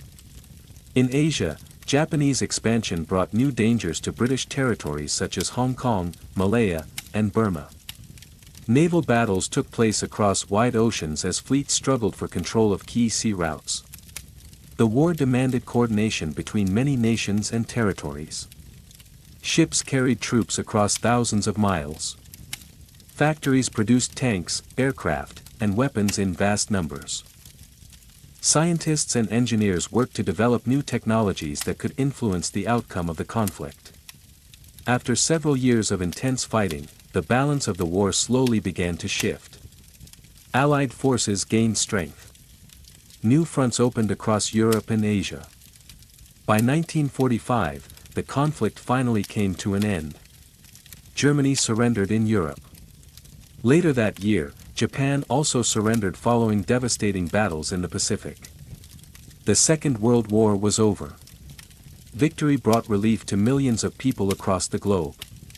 Yet the war had once again reshaped the world. Entire cities had been destroyed. Millions of lives had been lost. And the global balance of power had changed significantly. Two nations in particular emerged from the war with enormous influence: the United States and the Soviet Union. Both had developed powerful industrial economies and large military forces. Meanwhile, Britain faced a very different situation. Although it had played a central role in the Allied victory, the country had been deeply strained by the long years of war. Its economy was weakened. Many cities required rebuilding. And maintaining a vast empire across multiple continents had become increasingly difficult. Across many colonies, movements advocating self-government or independence were gaining momentum. People who had contributed to the war effort began asking new questions about political rights and national identity. The war had accelerated changes that had already begun to develop in earlier decades. For the British Empire, the Second World War marked a decisive turning point. The empire had survived the conflict. But the world that emerged afterward was very different from the one that had existed before. New powers were rising. Old imperial structures were beginning to weaken. And across the globe, voices calling for independence and self-determination were growing louder. The age of empire was slowly approaching its twilight. And in the years that followed the war, a powerful wave of political transformation would begin reshaping the map of the world. The British Empire, once the largest empire in history, was entering a new and uncertain chapter. When the Second World War finally ended in 1945, the world entered a new and uncertain era. Cities across Europe were rebuilding after years of destruction. Economies struggled to recover. And millions of people tried to rebuild ordinary lives after the hardships of war. For Britain, the victory had come at an enormous cost. The country had mobilized its industries, its population, and the resources of its empire for nearly 6 years of global conflict. But when the war ended, it became clear that maintaining such a vast imperial system would no longer be as easy as it had once been. The economic strain of the war had weakened Britain's financial position. Rebuilding cities and industries required enormous investment. At the same time, new political ideas were spreading rapidly across many parts of the world. Ideas about national identity. Ideas about self-government. Ideas about independence. Across many regions of the British Empire, people began asking new questions about their political future. These questions were not entirely new. Movements for greater autonomy had existed in several colonies even before the war. But the experience of the war had strengthened those movements. Many people in colonial societies had contributed directly to the war effort. Soldiers from India, Africa, and other regions had fought alongside British troops. Workers had produced food, materials, and equipment needed to sustain the conflict. After such sacrifices, many communities believed that political reform should follow. One of the most significant developments took place in India. For decades, Indian political leaders had been advocating greater self-government within the British Empire. Among the most influential figures in this movement was a leader named Mohandas Gandhi. Gandhi promoted a strategy that differed from many earlier independence struggles. Rather than relying on armed rebellion, he encouraged non-violent resistance. Peaceful protests. Civil disobedience. Boycotts of certain British goods and institutions. His approach inspired large numbers of supporters across India. Mass demonstrations took place in cities and villages. Political negotiations between British officials and Indian leaders continued through several decades. After the Second World War, it became increasingly clear that maintaining direct British rule over such a vast and complex society would be extremely difficult. In 1947, Britain formally granted independence to India. The event marked one of the most significant turning points in the history of the British Empire. India had long been one of the empire's most important territories. Its independence signaled that the age of large overseas empires was beginning to fade. Similar movements appeared in other parts of the world. Across Asia, nationalist movements gained strength. Countries such as Burma and Ceylon moved toward independence in the years following the war.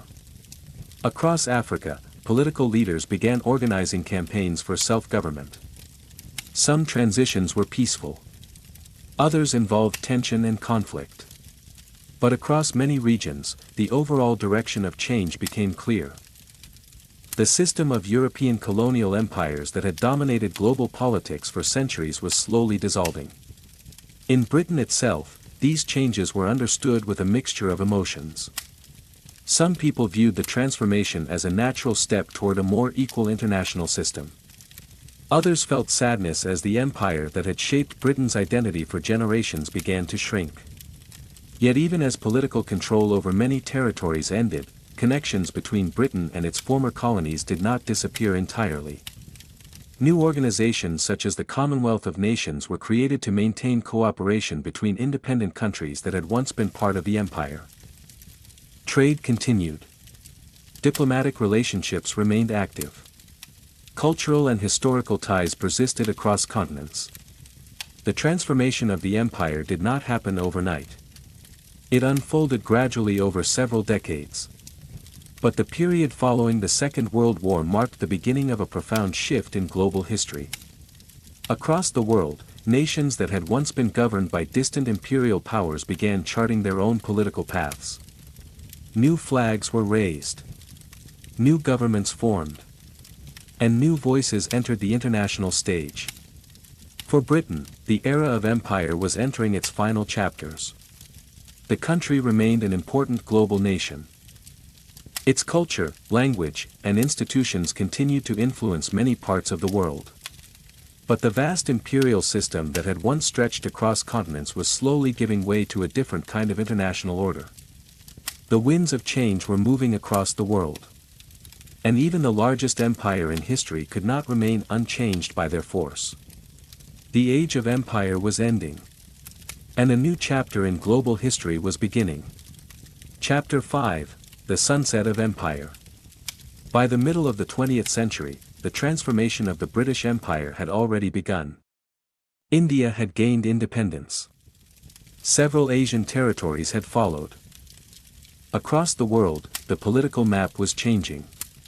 But one vast region of the empire was still moving through its own path toward change. Africa.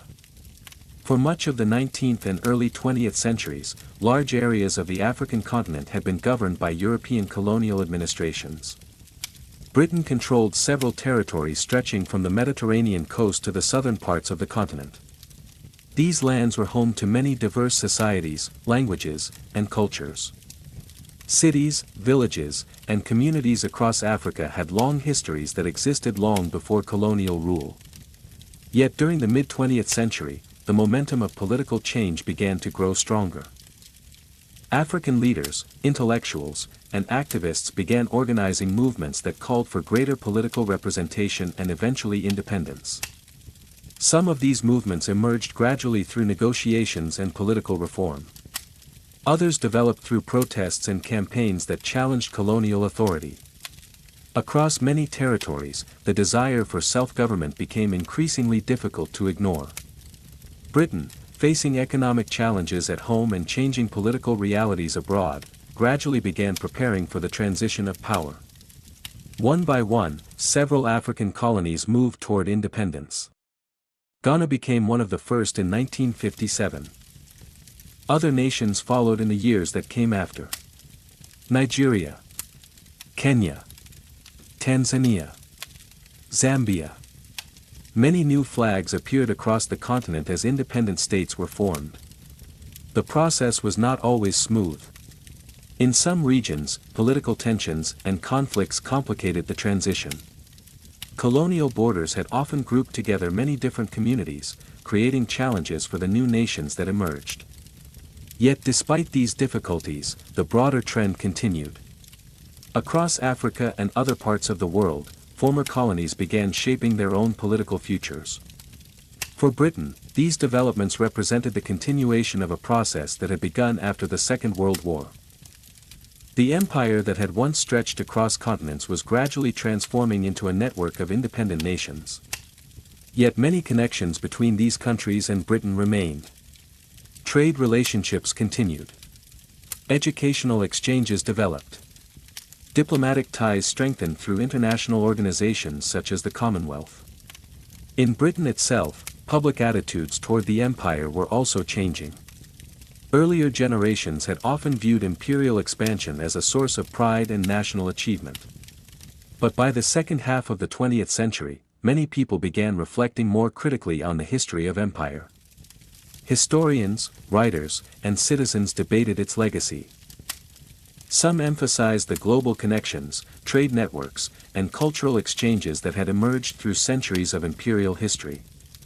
Others focused on the inequalities, conflicts, and injustices that had accompanied colonial rule. In reality, the story of empire was never simple. It contained moments of exploration and cooperation, but also moments of conflict and hardship. For those who lived through the era of decolonization, the experience could feel both hopeful and uncertain. New nations faced the challenge of building stable governments and economies. Britain faced the challenge of redefining its place in a rapidly changing world. Yet history rarely ends with a clear dividing line. Instead, it flows gradually from one chapter into the next. The empire that had once been described as the largest in human history was not disappearing in a single moment. It was evolving. Changing shape. Giving way to a different international landscape where independent nations would interact in new ways. Across the continents that had once formed part of the empire, people were beginning to write their own chapters of history. And Britain itself was learning to see its past from new perspectives. The long road to independence was not only a story of political change. It was also a story of reflection. A moment when many societies began reconsidering how the past had shaped the present, and how the future might be built differently. As the 20th century moved into its later decades, the transformation of the British Empire accelerated. Across the world, territories that had once been governed from London were becoming independent nations. This process had begun gradually after the Second World War, but by the 1950s and 1960s the pace of change increased dramatically. Political leaders in Britain recognized that the era of large overseas empires was drawing to a close. Economic realities played a major role in this shift. Maintaining military forces, administrative systems, and infrastructure across distant colonies required enormous resources. After the long years of global conflict, Britain faced the challenge of rebuilding its own economy at home. At the same time, international opinion was changing. Organizations such as the United Nations promoted ideas of national self-determination and political independence. Many countries around the world supported the idea that colonies should become sovereign nations. Within the colonies themselves, local leaders and communities were increasingly prepared to govern their own affairs. Across Asia and Africa, political parties organized campaigns calling for independence. Public demonstrations, negotiations, and constitutional reforms became common features of political life in many territories.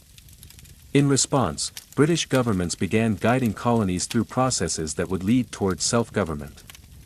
Each territory followed its own path. Some transitions were relatively peaceful. Negotiations between British officials and local leaders produced agreements that allowed new nations to emerge with established governmental structures. In other regions, the path toward independence involved tension and conflict. Historical divisions, economic challenges, and political rivalries sometimes complicated the process of nation building. Yet despite these differences, the overall pattern was clear. One by one, former colonies became independent states. Across Africa, newly independent nations joined the international community. Across Asia, countries that had once been governed from London began establishing their own political institutions. Britain itself gradually redefined its relationship with these nations. Rather than direct colonial rule, new partnerships developed through diplomacy, trade, and cultural exchange. The Commonwealth of Nations became one of the most important frameworks for these relationships. Independent countries that had once been part of the empire chose to cooperate voluntarily in areas such as education, trade, and international dialogue. Through this organization, Britain maintained connections with many countries across the globe. Yet the political structure of empire itself was steadily dissolving. Territories that had once been colored red on imperial maps were now represented by their own flags, their own governments, their own voices in international affairs. For many people in Britain, the disappearance of the empire brought mixed emotions. Some felt a sense of nostalgia for an era when Britain had played a dominant role in global politics. Others viewed the transformation as an inevitable and necessary evolution of international relations. The world itself had changed. Industrial power was no longer concentrated in a small number of European nations. New countries were emerging with their own economic and political influence. Global cooperation increasingly replaced the older systems of imperial control. By the later decades of the 20th century, only a small number of British territories remained overseas. These places were often small islands or regions whose populations had chosen to maintain a political connection with Britain. Compared with the vast empire that had once stretched across continents, the remaining territories represented only a small fraction of Britain's former global reach. Yet the influence of the empire did not disappear entirely. The English language continued to spread widely across international communication, education, and commerce. Legal systems in many countries reflected traditions that had developed during the era of British rule. Railways, ports, and administrative institutions built during the colonial period remained part of national infrastructure in numerous regions. The empire itself had faded, but its historical imprint continued to shape the modern world. By the late 20th century, Britain had largely completed its transition from imperial power to modern nation-state. Its role in global affairs was now defined less by territorial control and more by diplomacy, trade, and international cooperation. The Age of Empire, which had grown over centuries of exploration and expansion, was nearing its final chapter.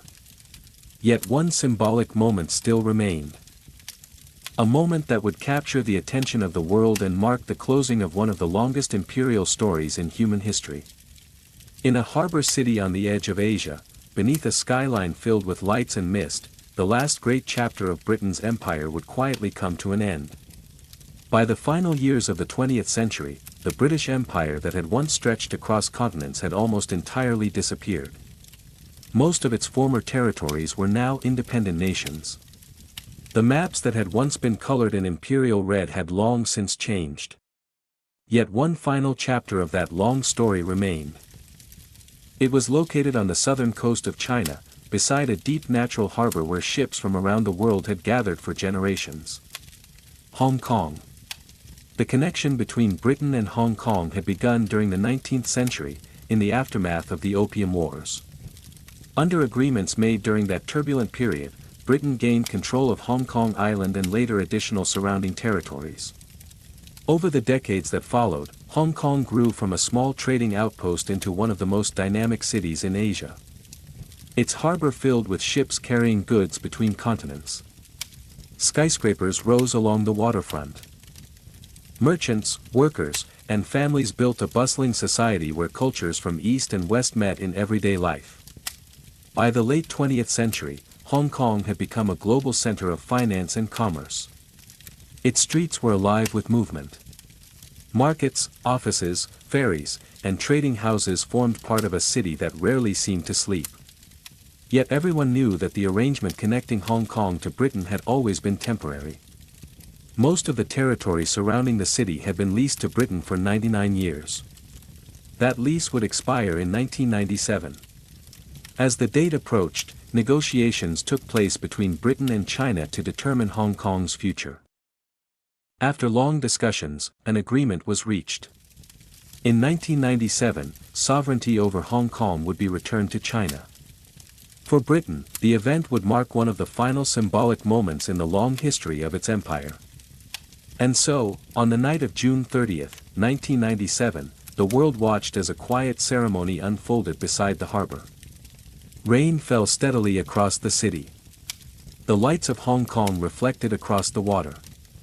Representatives from Britain and China gathered for the formal transfer of authority. As midnight approached, the ceremony reached its most symbolic moment. The British flag, which had flown over the territory for more than a century, was slowly lowered. Moments later, the flag of China was raised in its place. For many observers, the scene carried deep historical meaning. It marked the end of Britain's last major overseas colonial possession. More than 400 years after the early voyages that had begun the expansion of British power across the oceans, the final chapter of the empire had quietly closed. Yet the ceremony in Hong Kong was not only about endings. It also reflected the changing nature of the modern world. The era of global empires had given way to a world of independent nations connected through trade, diplomacy, and international institutions. Hong Kong itself would continue to exist as a unique city shaped by multiple historical influences. Its skyline, its harbor, and its people carried traces of many different cultures. For Britain, the moment in Hong Kong symbolized the conclusion of a remarkable historical journey. An island nation that had once seemed small and distant had, over centuries, built the largest empire the world had ever known. Through exploration, trade, industry, and naval power, Britain had extended its influence across continents. But like all historical systems, the empire had eventually changed and faded. What remained was not the empire itself, but the many connections and legacies it had left behind. Languages, institutions, trade networks, cultural exchanges. These influences continued to shape relationships between countries long after the political structure of empire had disappeared. On that rainy night in 1997, as the ceremony in Hong Kong came to an end, the harbor lights continued to shimmer across the dark water. Ships still moved slowly through the bay. the city remained alive with activity. History had turned another page. And the story of the British Empire, which had once stretched across the world, had finally reached its closing scene.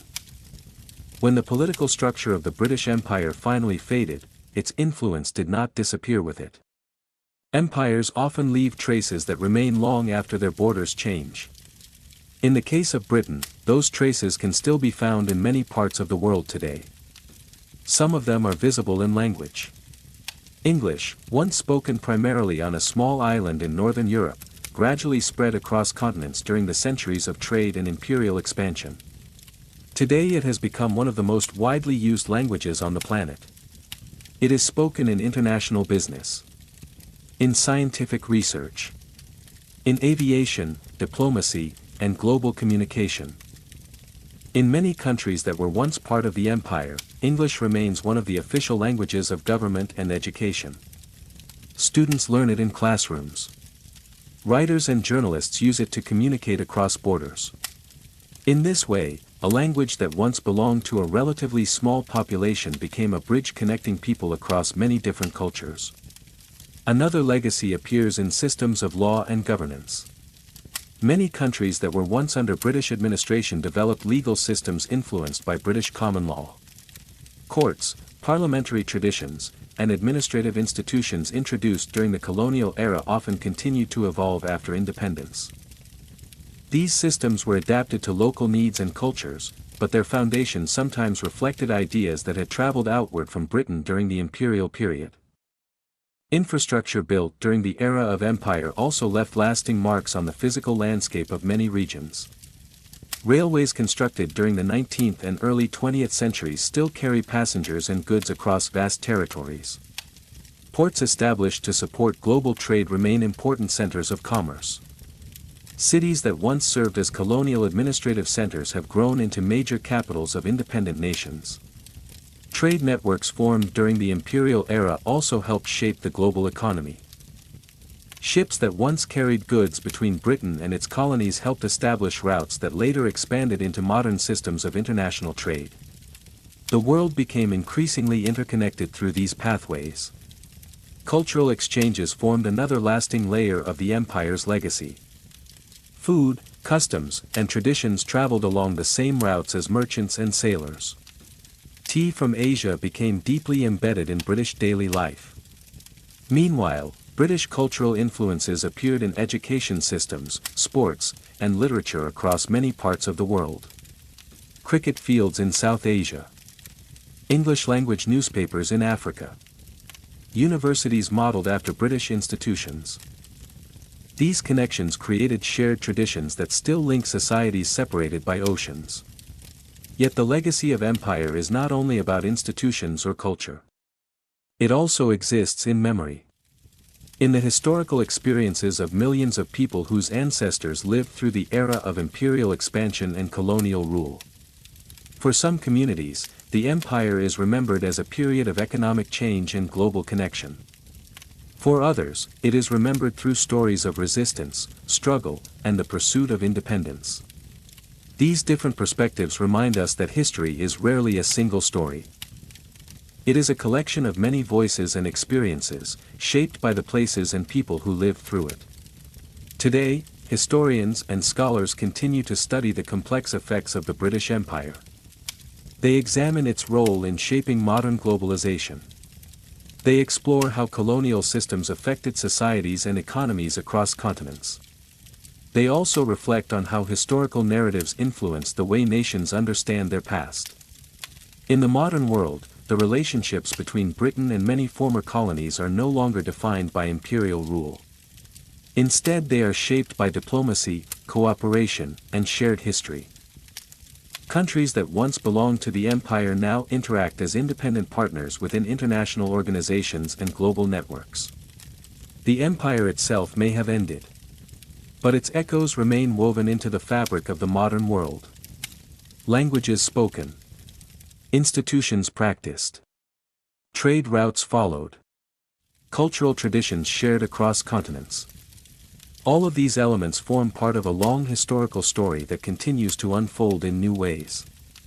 The British Empire may belong to the past, Yet the world it helped shape still surrounds us today. If we step back and look across the long arc of history, the story of the British Empire can feel almost like the slow movement of the tide. It begins quietly. A small island at the edge of Europe. Wind moving across grey water.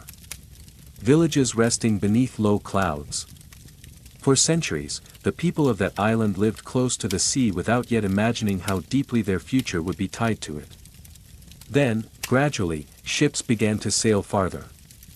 First along nearby coasts. Then across oceans. Trade expanded. Exploration followed. And over many generations, the island that once seemed distant and small became the center of a vast network stretching across the world. Empires, however, rarely appear suddenly. They grow slowly. Layer by layer. Voyage by voyage. Decision by decision. The British Empire was built in this way. Through merchants seeking opportunity. Through sailors crossing uncertain waters. Through engineers building railways and factories. Through administrators, soldiers, settlers, and countless ordinary people whose lives became part of the larger system. For a time, that system seemed almost permanent. Maps were printed showing territories spread across continents. Ships traveled along familiar routes between ports thousands of miles apart. The phrase, "the sun never sets on the British Empire," captured the imagination of an age that believed its power might last indefinitely. Yet history reminds us that no empire remains unchanged forever. The same forces that help systems grow can also transform them. New ideas appear. New nations emerge. The world shifts in ways that earlier generations cannot always predict. In the case of the British Empire, these changes arrived gradually. The independence of colonies. The aftermath of global wars. The rise of new powers in different parts of the world. Over time, the vast imperial structure slowly gave way to a different kind of global landscape. Independent countries replaced colonial territories. Diplomatic partnerships replaced imperial administration. Trade and cultural exchange continued, but under new political arrangements. When we look back on this long history today, it can be tempting to search for simple conclusions. Was the empire a force of progress? Or a system built on inequality and control? The truth, like much of history, is more complicated. Empires bring together many stories at once. Stories of exploration and discovery. Stories of opportunity and exchange. But also stories of resistance, conflict, and the struggle for independence. Different communities remember the past in different ways. And those perspectives continue to shape how history is understood today. Personally, when I think about the story of the British Empire, what stands out most is not only its scale, but its reminder of how interconnected human history truly is. The ships that once sailed from British ports carried more than goods. They carried languages, ideas, and cultural influences that would travel across continents. They linked places that had never before been connected so closely. In doing so, they helped create many of the global networks that define the modern world. At the same time, they also remind us that power carries responsibility. The decisions made by empires can affect millions of lives across generations. Understanding that history allows us to look more carefully at the present. Today, the world no longer revolves around empires in the same way it once did. Nations cooperate through international institutions. Global communication moves instantly across digital networks rather than sailing ships. And yet the echoes of earlier centuries remain quietly present. In languages spoken. In legal traditions. In railways, cities, and cultural exchanges that still link distant societies together. The British Empire has ended. But the world shaped during those centuries continues to evolve. And perhaps that is one of the most calming lessons history offers. Human societies are always changing. What feels permanent in one generation may transform in the next. The tide moves in. The tide moves out. And through that slow movement, new chapters of history begin. If we return, in our imagination, to the beginning of this story, to the windswept island surrounded by mist and sea, we can see how extraordinary the journey has been. From quiet villages beside cold northern waters, to a global empire, and finally to a modern nation reflecting on the legacy of its past. The waves still move against the cliffs of Britain just as they have for thousands of years. Ships still cross the oceans. And somewhere beyond the horizon, history continues its slow and steady course. The story of empire has come to its quiet ending. But the story of the world goes on. And so our journey through the long story of the British Empire comes quietly to an end. From a misty island on the edge of Europe, to a vast network of ships, colonies, and distant lands, and finally to a modern world shaped by the echoes of that history.